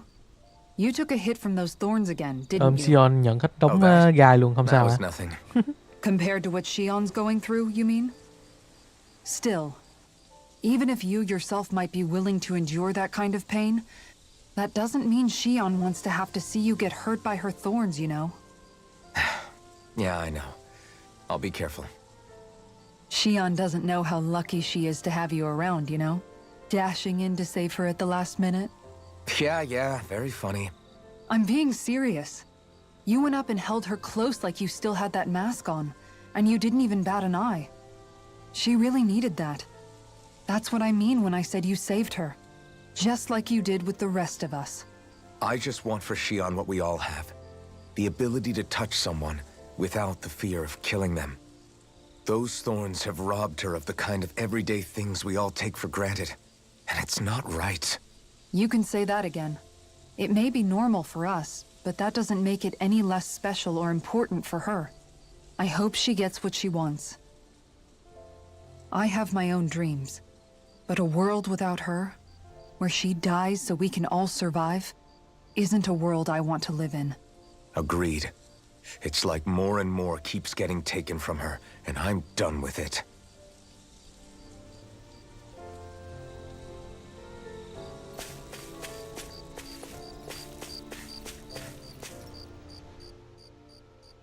Can't sleep? After everything we just heard? How could I? Fair enough. Shion's had to deal with so much on her own. Even when we were all laughing and celebrating, she just kept quiet and didn't say anything. I thought she was keeping her distance because of her thorns. That it was because she didn't want to hurt anybody by getting too close. I just figured that that was the type of person she was, you know? But it turned out to be none of that. All this time, she felt like she had to die and sacrifice herself for the greater good. But even then, she didn't think she could say anything to us about it. I know. She was so alone this entire time. How could I call her a friend and yet be so completely blind to everything she was going through? I'm sure it made her happy, knowing you were there for her. You really think so? Yeah, I do. If she didn't think of us as friends, I don't think she could have ever opened up to us like that. You were a good friend to her before, and you'll be an even better one now. Yeah, I really hope so. I want to be the best I can for her. When you think about it, we were all alone in our own way. But over time, we've all found ways to let each other into our lives. I hope Shion's able to do that one day too. No, I mean, I hope she's able to do that more. Lots and lots more. I think it'd be really nice if we could all just be there to support each other when it really counts. And forget about our grudges and pain. Rinwell.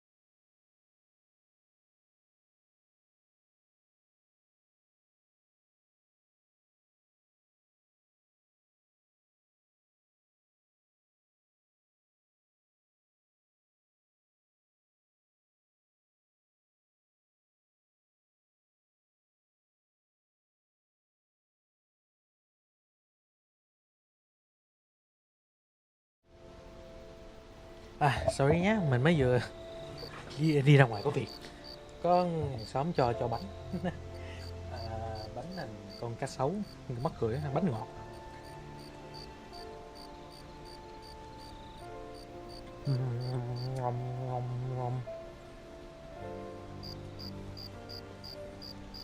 Ok, bắt rồi, ngon.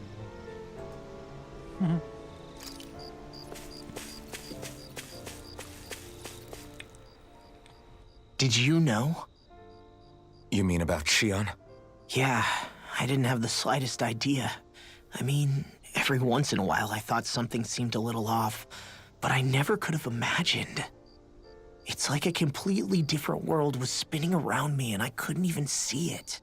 You and me both. I mean, I knew something was bothering her, but I could never quite figure out what it was. You? But you're the one always looking out for her, aren't you? That's what I thought. But in reality, I didn't understand it all. What I thought was helping and being there for her was actually just driving her into a corner. At least you figured it out in time, though, right? I don't think we're out of the woods yet. But yeah, you're right. We brought her back from the edge, and we're going to stop those thorns from taking her, no matter what. Yeah, with all of us together, there's nothing we can't handle. Shion, the world, we can save everyone. And I mean it when I say we, Alphen. I know. No lone wolfing it. Hey, you're the expert on what my dad would say. Do you think he'd pat me on the back or tell me off? Zephyr, I don't think that he'd have that much to say, to be honest. You're your own man now, Law. And you've already made up your own mind about what you want. I guess he couldn't say anything even if he wanted to. Law. Sorry. I guess those of us amongst the living have enough problems to deal with, don't we? We'll need all our strength to save Shion. I'll probably end up worrying again at some point, but I guess I'll think it over more then. That okay? Yeah, I think it is.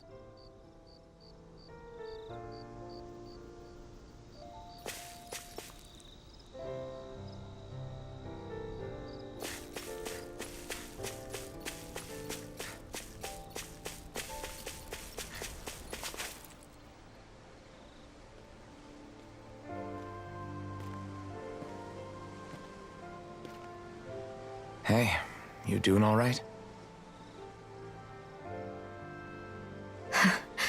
I seem to cause nothing but worry. As much as I try to look like I have things under control, everyone still worries about me. You're not the only one. À, mới ăn xong cá sấu. Cũng khá ngon, nó là bánh ngọt. Nhỏ à. Hey, Mình quen cho. do you remember the first Còn time sống. you said I was your friend? No?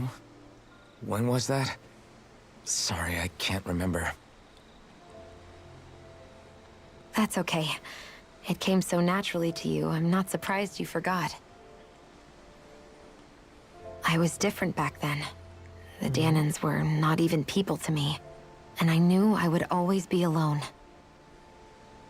But in that room with Deadime, when you called me your friend, it just Cái lần shattered the wall that I'd built up around me. Because until that Phan moment, đứng lên bảo vệ I'd only seen you as a means to an end. cho Sion với I lại thought of you Dohalim. as a way to use the blazing sword and to obtain Người the ra rào Rena's cản là Alma. người Rena và Dana. But after that day, one time became two. And before I knew it, you'd made a habit of calling me and Dohalim your friends. It didn't matter that we were Renans. You cared about us as you would any other people. Then, everyone else started to call me their friend too. To think of me as their friend. Before then, I never even dreamed I could have that. Đấy. Thêm cái I nỗi lo didn't mà want to die Sion and lose you không, all. không But I thể muốn also chết didn't được. want to live if it meant you would all die in my place. Không muốn mất mà Sion. có cái sự gắn kết với các But then người I quen, người thân của realized mình như thế. I'd Ra đi only không really been không thảnh thinking thơi of được. myself that entire time. Không muốn chết. After saying how I felt, and hearing what you all had to say, I finally understood that.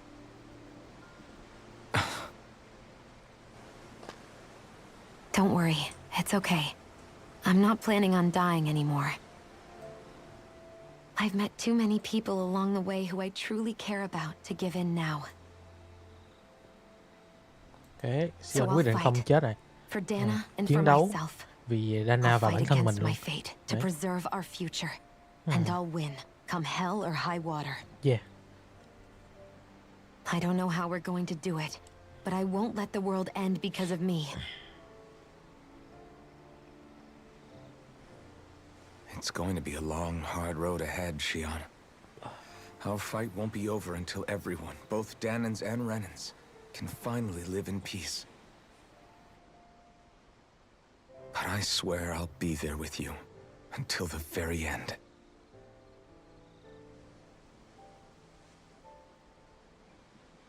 Thank you. Remember what we learned back in Calaglia? There's no wall so high that we can't break it down. Lời Yeah, của Zephyr. I think you may be right about that. Không có bức tường nào quá cao để mà chúng ta có thể hạ bệ nó xuống được. Ok, tất cả thành viên đều đã quay lại. Everyone well rested? Then let's go.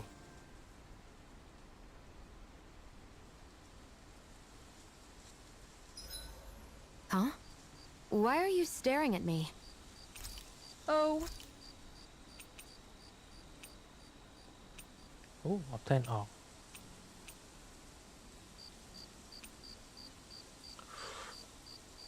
Cá ngừ export loss luôn kìa. Thiếu tuna. we thought we'd turn the tables and critique your appearance for a change. It's not fair if we're the only... Kisara, let's talk for a bit. Cái nói chuyện kia I've been ra thinking about what we discussed earlier.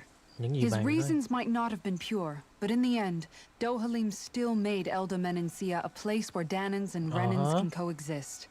I thought everyone would welcome that change, with open arms. I took pride in what we had without putting in the work to truly solidify it. After so much failure, do you think I even have the right to pursue my ideals? It doesn't matter what I think. You've already found your answer, haven't you? I know what I want to say, but I can't help but wonder if I'm being selfish. Everybody makes mistakes in life, Kisara. Everybody. It's what you do afterwards that matters. But you already knew that, right? Yeah.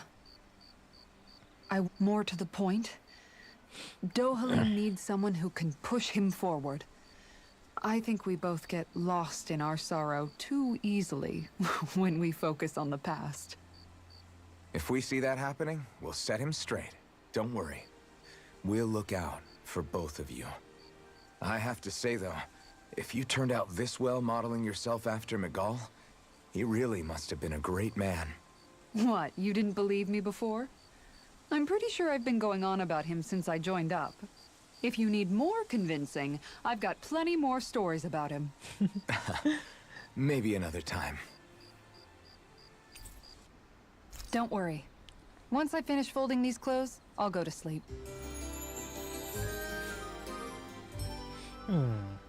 Mình nghĩ là phải giải quyết xong Before we cái go, you guys have everything?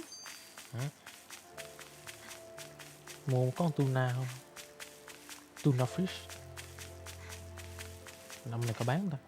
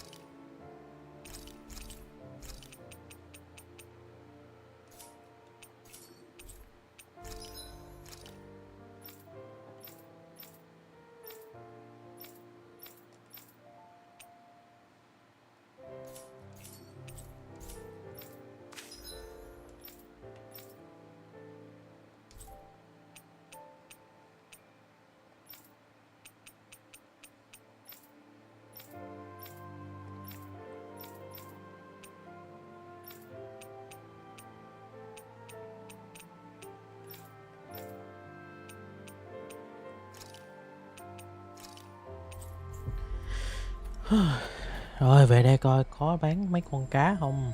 Finally. If only we could have flown with the wind to get here faster.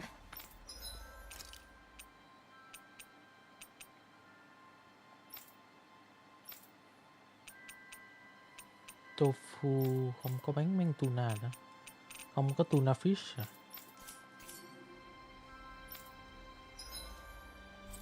Để tăng SP lớn luôn rồi đấy. Không mua ổn quá.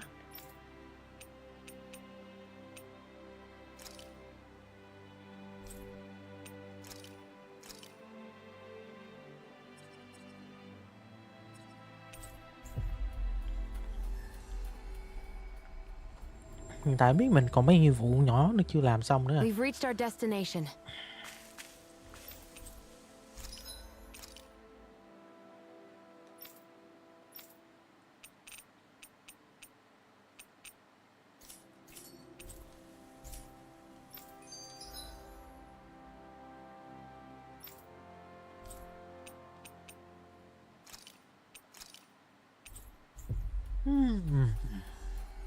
Ở đâu bán miếng tuna ra? Cá ngừ đâu rồi? Bán cá ngừ.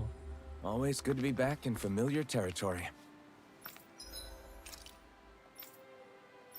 Không có strawberry, lemon. Không có tuna ở đây ta.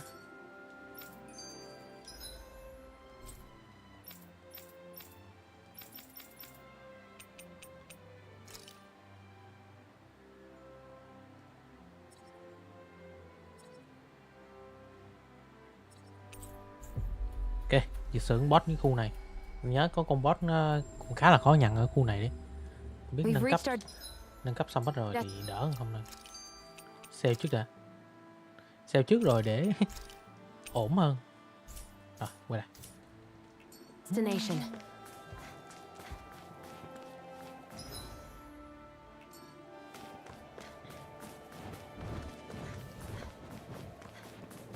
Đâu, có khi nào dưới đây không? Cá ngừ, salmon. Đây nè. Catching a cold? Here, have this herb I found. Bị lạnh. Achoo. Dễ thương ấy. Earlier. Okay. I'm fine, thanks. Vào. Con này là con...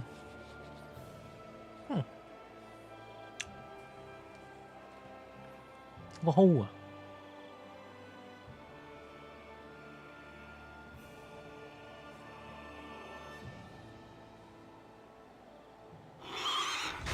Look out! Nó kìa. What the hell is that? Hey, you want a piece of me? Stay calm, Law. It's coming for us.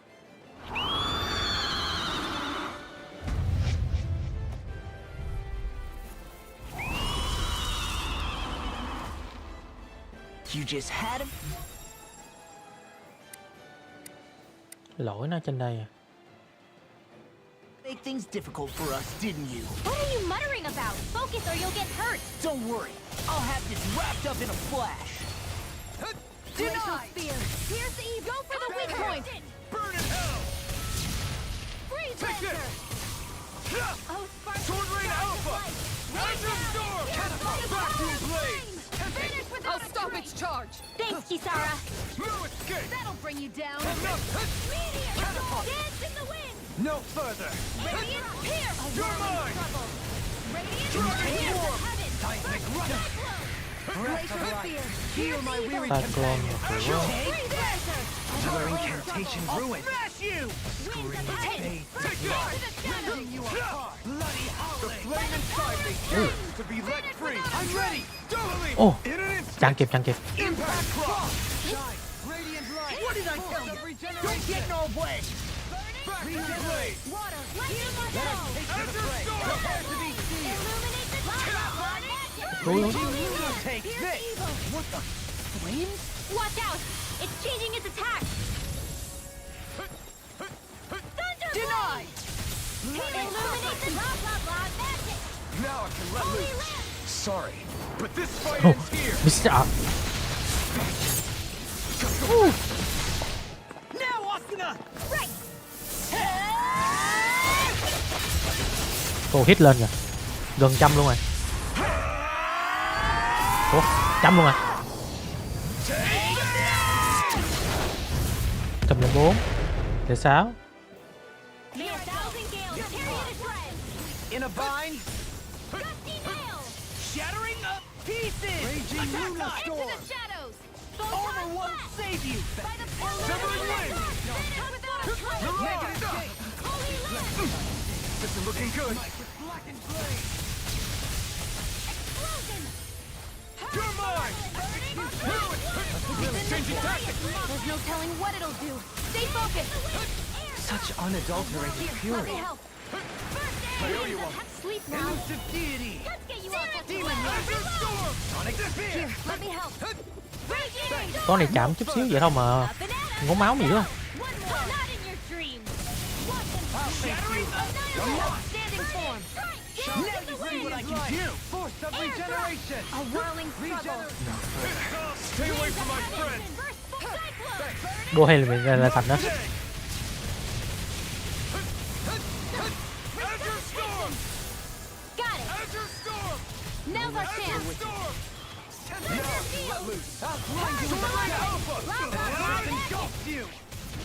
Take Blah this! blah blah. Air In a thrust. bind? Đỏ hả, đỏ hả. You get the gist. Lightning. Blah blah blah. The power of flame. Strike without a trace. Dragon down! Cái con này đập mấy cái là Sleep now. Shattering None pieces! escape my judgment. Bathed in blood. Azure Storm! Bloody howling!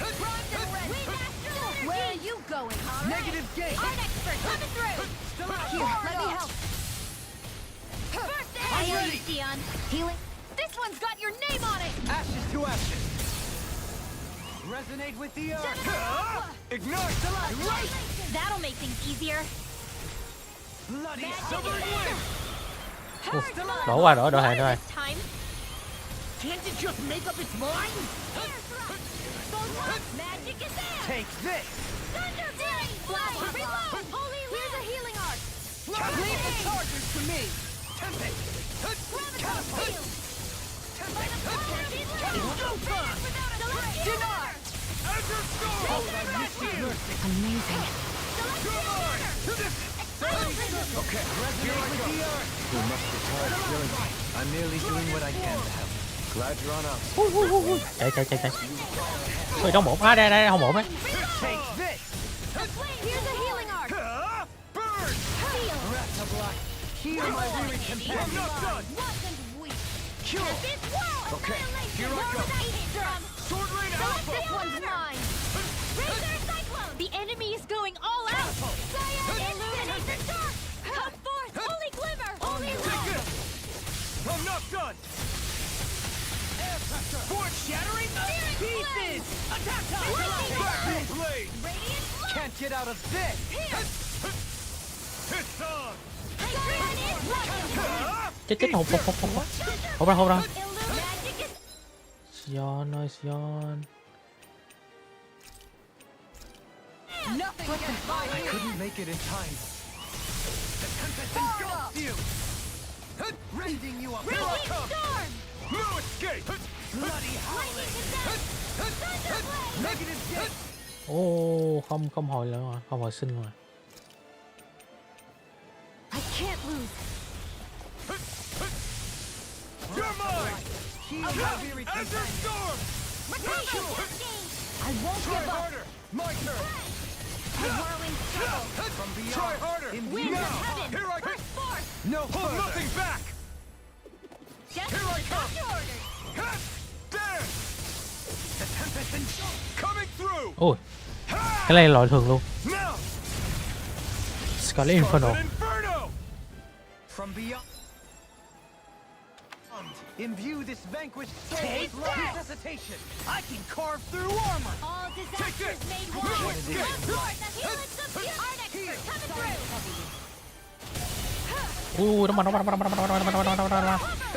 Celestial hammer. Hear my call. You picked the wrong fight. Nằm xuống. Heal my weary companion. Plasma shock! Freeze Lancer. Slice! Lunar Rondo! Raging storm. Now we're not. No further. Just annihilate your order. Deny. Shine. Radiant light. Now. Regeneration. Ồ, In an instant. con này giàu quá, thằng này giàu quá. Impact cross. Dance in the wind. No escape. Heal. Wait, where'd the water go? It's all dried up. Ready and ready. Annihilation. Into the shadows. It's so bright. Ủa, theo hệ ánh sáng luôn à. What it is. Raging storm. I never miss. Up and at 'em. Let's Haha. go. It won't escape me. Lightning. Ice by the power of flame. Vanish Searing without a gale. trace. Catapult. This one is almost in the bag. We're not done yet. In a bind. Just falling back. Then it's time for you to do what you do best. Archie wire focus. Shining supernova. Dance in the wind. Sleep now. Azure Storm. This will come in handy. Vanish. Not on my watch. On your Raging knees. cascades. Explosion. Too much to handle. Blah, blah, blah. Glacial spear. Try this. Blah, blah, blah. Freeze blade. Explosive ring. Photon flash. They're not playing around. Begin. It's on. Explosive ring không đủ nữa. I do it. It's right. Perhaps now Can't get isn't out the of time. this. I really don't. Close one. Radiant light! Force of regeneration! Try harder! Regenerate! Far beyond the darkest sky. Hear my Sorry. Ánh sáng rồi bị paralyze nha. What are friends for if we can't depend on one another? You're right. I'll bear that in mind. Glacier primed and ready. Where are you going? Air thrust. Too much. Candles. Resonate with the earth! Flame. Reload. Winds of heaven. Here I go. First sleep Now. radiant. Dragon There with Swarm. the others. Warriors made one. Come by the power. Explosive ring! Finish without a trace. Show thy mystic mercy! Now you see what I can do! This is my fault. Take this! You're nearly done for! Thank you for the healing, Doubling. Our comrades need our ability to survive. Ui đập. No one is dying on our watch. Take this! Azure Storm! I'm ready! Doubling! In an Oh. instant! Cuối cùng là xong. Backcross! Knife Blossom. Oh.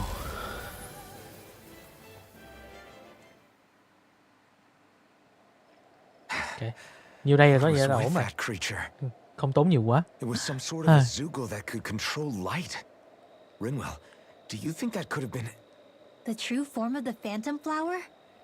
No, it couldn't be. What makes you so sure? Because... What the... Whoa! What the hell is that? Is the enemy back for more? Whatever it is, it's freaking huge! You guys, calm down. It's okay. Lần đầu thấy cực quang ha. It's probably... No, it's definitely the phantom flower of Navira. Phantom Flower of Nivira. Đánh xong con đó chúng ta tạo cực I quang rồi. read about it in that book we found earlier. It was described as a mysterious light floating up in the sky. It's not dangerous at all. In fact, this is the place it was first discovered. So that's how it got its name then. Nước. You sure it's not some enemy astral art being cast at us? Cứ tưởng Azeroth. Positive. I think it's just a rare and unusual weather phenomenon more than anything else. Cái chuyện hiện tượng Sislodi thời tiết rồi. obviously used to be covered in darkness around the clock. But with that gone, I guess that's why we're able to see this again? You could be right. It's so pretty though, isn't it? Sure. But it's so big we could have seen it from town just fine, couldn't we? Well, sure, but still. Hey, who cares where we saw it? I'm just glad we got to see it at all. Besides, that Zoogle was what kept us from seeing it before, right? Yeah, I guess so.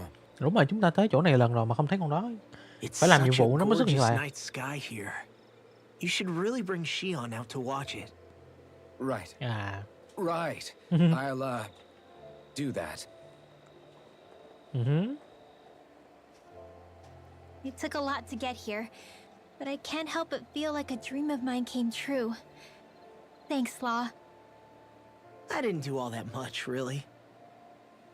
Well, I still really appreciate it. Rồi It hai bạn made trẻ. me really, really happy.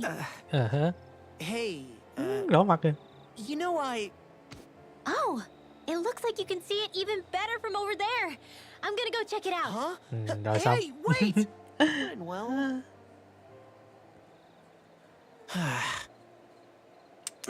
À, mất cơ hội rồi các bạn. Mất cơ hội thanh niên. À, có 35 SP rồi à. Được cái Astro Flower. À, đồ hoa liếm.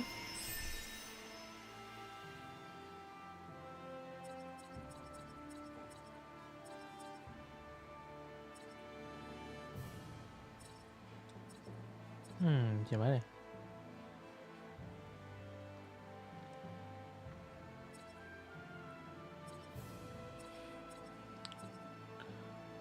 Novik Solo in Novik Solo New Cook Grilled Rapid. À, mình chưa lấy con Rapid. Cái này. Tidal Wave nè. Rồi.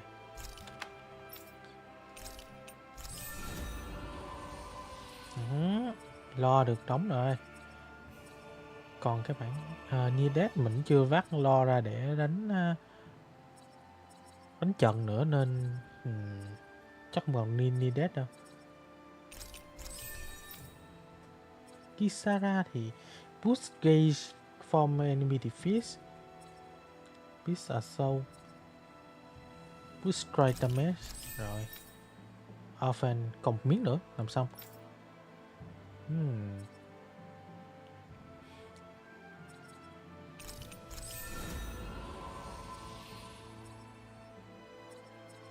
Sion thì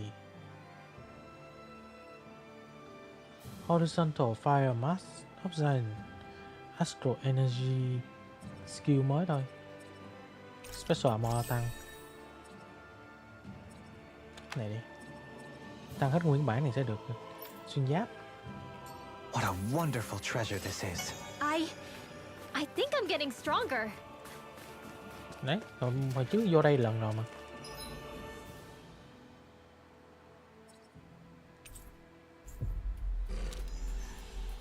Rồi, nghỉ ngơi đây. Judging by the stench, I'd say the animals at the ranch are all...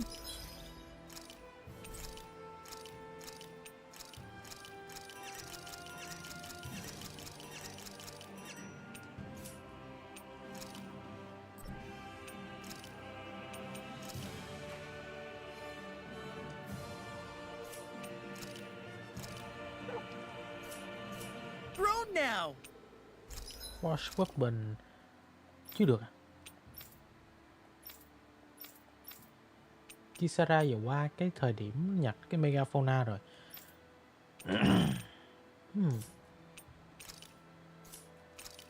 Không có tuna, không tuna. À.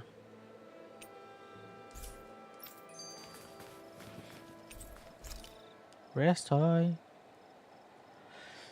Không lẽ phải đi câu thật à? Câu cá. I think I'll read my book a little more. Good night, everyone.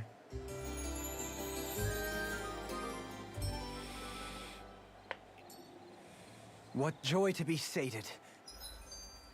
Giờ trả nhiệm vụ cho cái ông nào kia bắt mình giết mấy con đó. Sớm mất à? Sớm mất à? Không có nhiệm vụ phụ nào luôn. Ồ. Mình vẫn muốn tìm cái khu vực này nó tại cái đường hôm trước vẫn chưa mở ra được. Nè đây nè.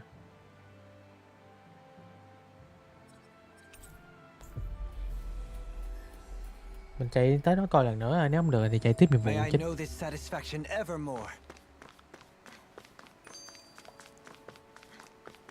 Đi thẳng phía bên phải.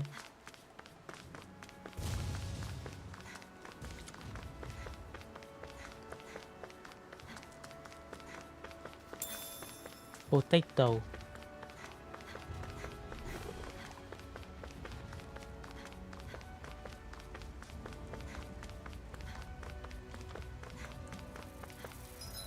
Ui, lố rồi. Đó là ở dưới hướng dưới nữa.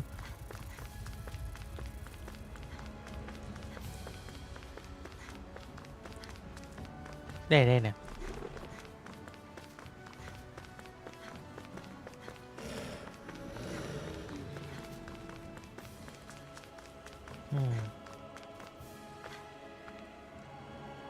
Keep some Ninjago lock up further. Keep close eyes on make sure single break loose. Vẫn chưa cho mình mở đường.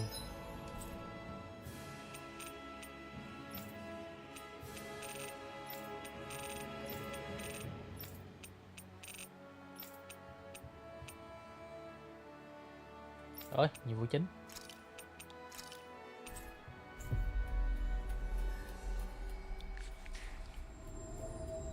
That was quite the little adventure we went on.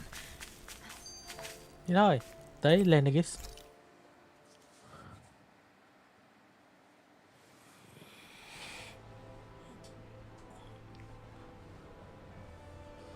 Well, it's the moment of truth. Okay, giờ phút quyết định sự This thật. lady better hold together once we're up in the air. Ma, don't Say Thằng- that, you're cái thằng. going to jinx. Speaking of which, Alphen, this bucket of bolts got a name? A name? You know, I'm not sure she ever had one. I never really thought about it. Well, after all the trouble we went through to find her, we should give her one, right? I was thinking something like... Fall Knights. Huh? It means owl in the ancient tongue. Literally, the one drawn to the skies. Nhanh vậy. Có tên rồi. I like it. Sounds perfect for our little escapade. Not sure I'm completely convinced, but... Fall Knight. Well, it's as good a name as any. From now on, she'll be known as the Fall Knights. Okay, people. We have two goals. First, we need to get to Lenegis and Tới make the Lenegis. Renans finally leave Dana alone. And then, we need to figure out the truth behind Shion's thorns and find a way to save her. Sound good? Lenegis kêu người Rena đừng tấn công Alright. Dana nữa. Then let's Thứ go. hai là tìm cách giải quyết mấy cái gai của Sion. Nói dễ quá à. Lên cho anh thuyết phục nguyên cả hành tinh. Phi thuyền đẹp nhất.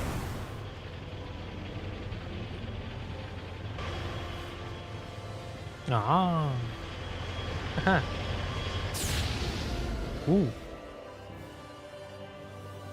Vậy thế quái nào sao Alphen nhảy ra từ cái phi thuyền này ta?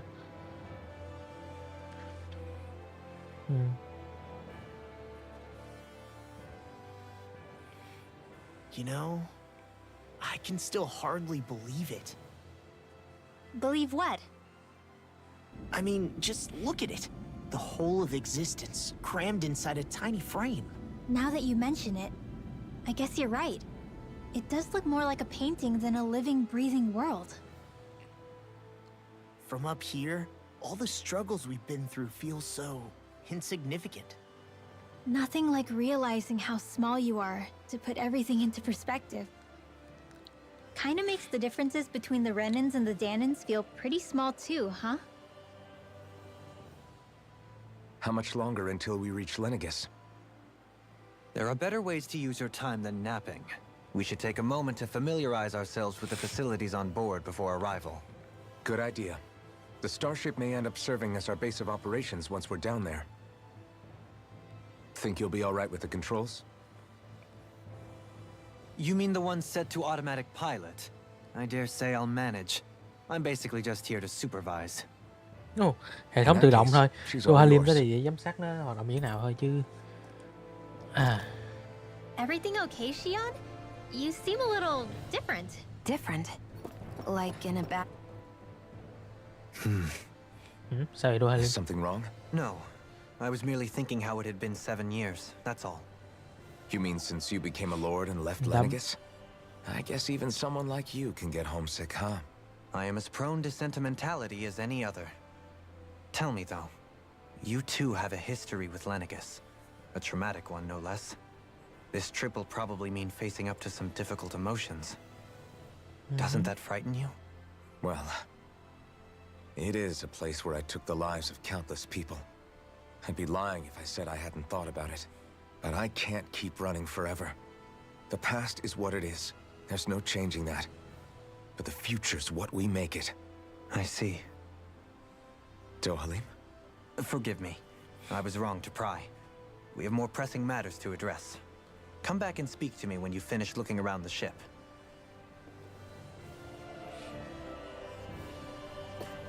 Sion. We'll be going to Lenegis soon. This must Sẽ feel tới like a Lenegis sớm homecoming thôi. of sorts to you, huh? What was life on Lenegis like back then? You know, before you came to Dana. Let's just say, I don't have many happy memories. I've had thorns my whole life, for as long as I can remember. They called it treatment, but in truth, they were just using me as a guinea pig for their research.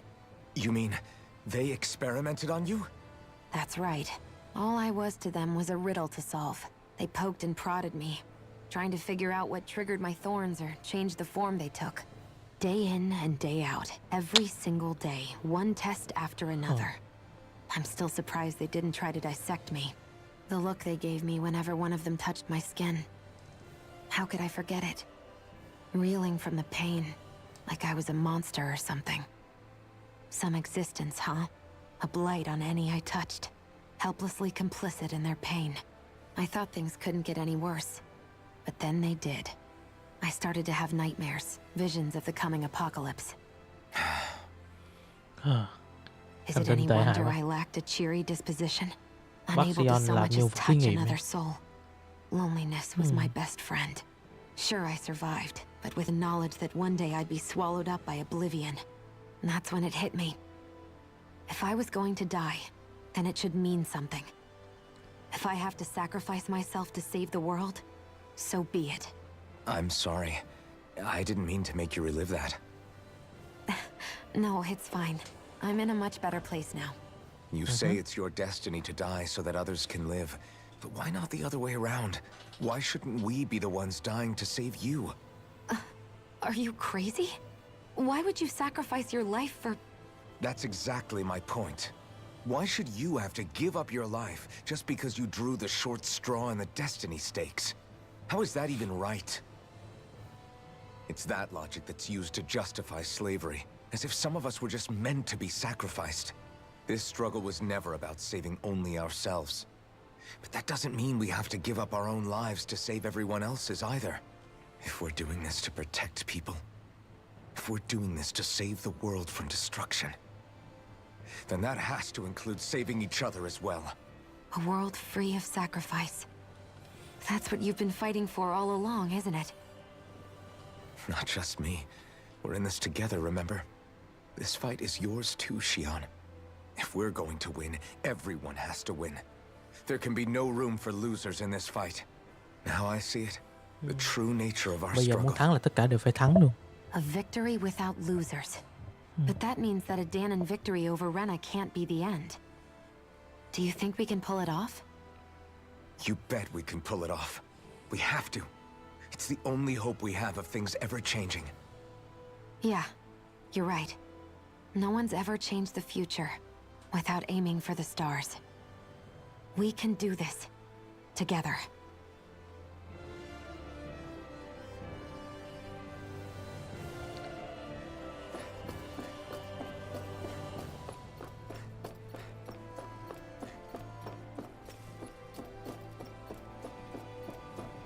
Coi hai nhóc này coi làm gì đây.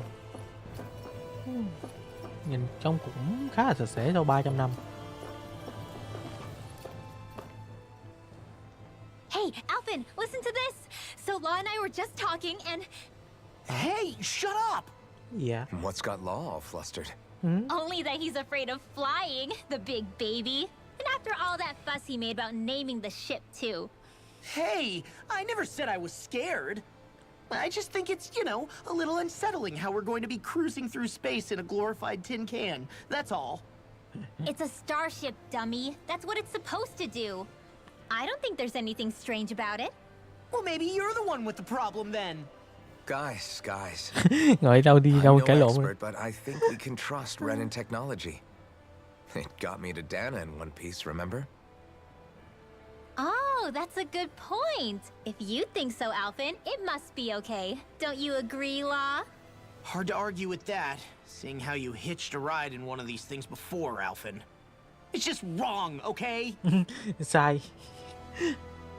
Lần đầu tiên được đi thuyền ngoài không gian. Rồi còn một ngói Kisara rồi coi chừng ói xây máy bay xây phi thuyền như đây.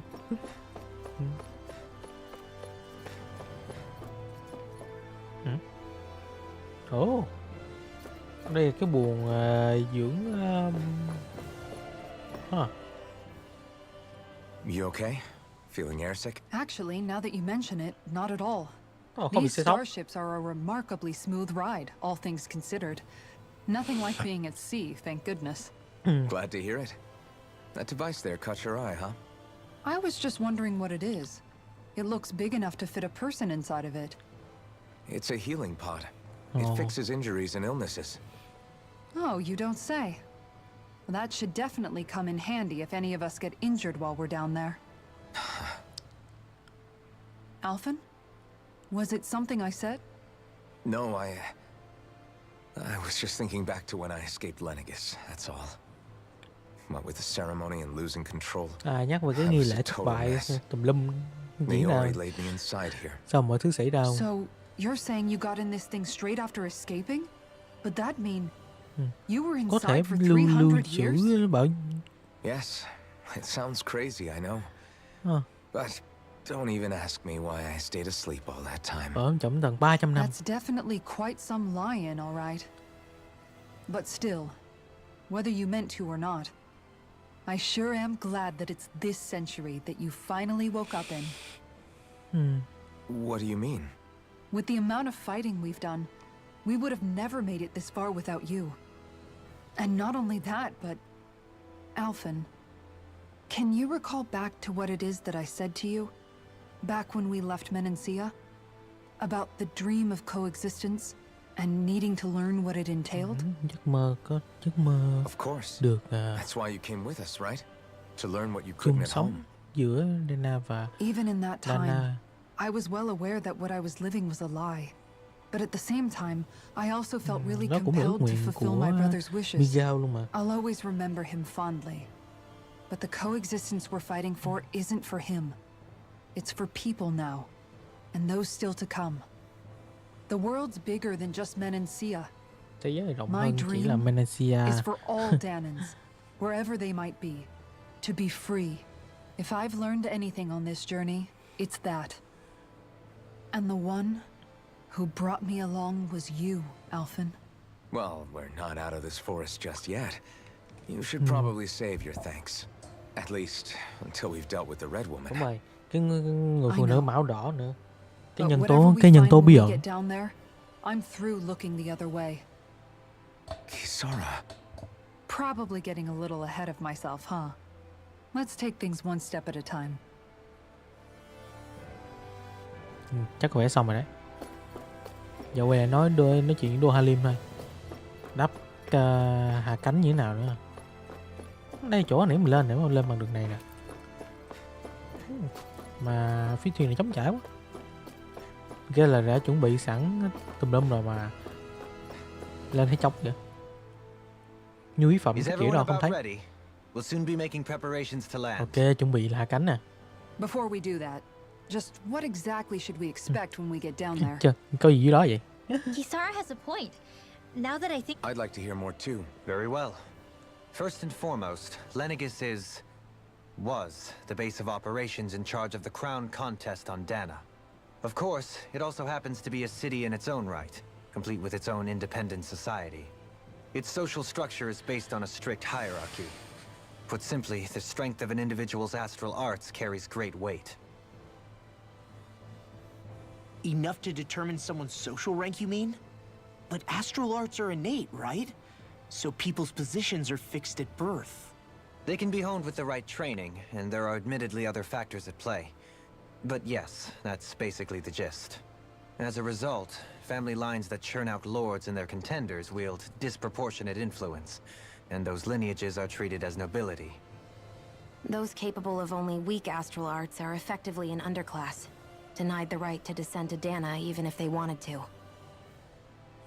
Still, even the lowest rung on the Renin ladder is considered superior to being a Danan.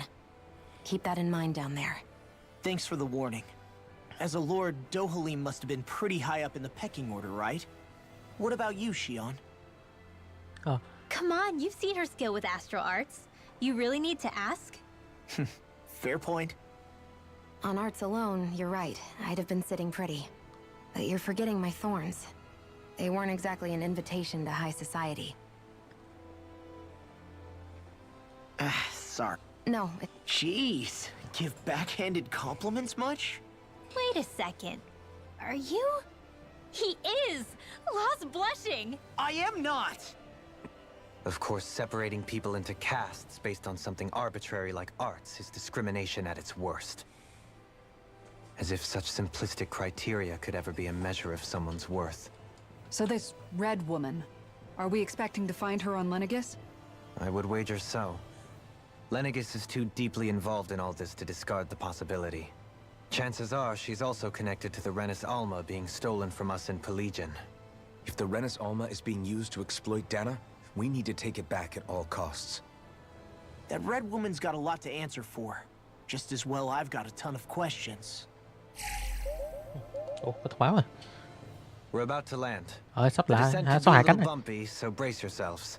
If there are clues about your thorns out there, Shion, we'll find them.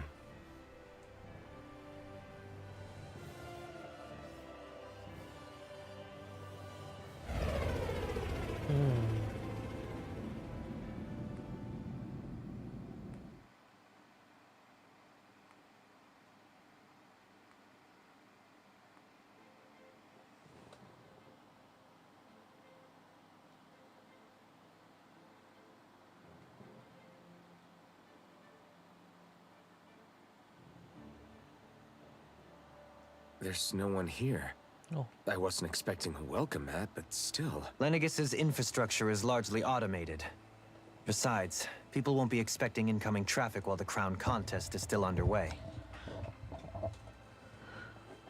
Không ai đây luôn. Do you think anyone realizes that we're here? We may not have received a royal welcome, but I doubt our entrance went unnoticed. Don't let your guard down. Okay. Thầy cảnh I giác really hope we don't have to fight anybody while we're here. So now what? We've come all this way on a hunch that this red woman is here, right? And if we're lucky, the Renis Alma too. Any idea where we should start looking? Giờ tìm đâu There đây? is an area of the city that is accessible only to the sovereigns, known as the Forbidden Zone. That seems as good a place as any for us to start. Tới cái vùng cấm à? Chỉ Forbidden? có Sovereign mới được What vào are they đây. hiding? I don't know, hence my desire to find out. Fortunately, we just so happen to have a sovereign in our midst. Đấy. Giờ có vé qua cổng rồi. In any case, changing the shape of a huge structure such as Lenegis would have required an immense source of power. Thay đổi cấu And trúc you của think that Lenegis source phải cần might có have một been the nguồn năng Renis lượng Alma? cực kỳ lớn. Có thể là Precisely. lấy từ Renis Alfred Alma. said that he remembered the Renis Alma being used in the spirit channeling ceremony 3 centuries ago. Whatever the ceremony's purpose, if preparations are underway for it to be held once more, then the Renis Alma might be in the same place as last time, possibly together with the Red Woman.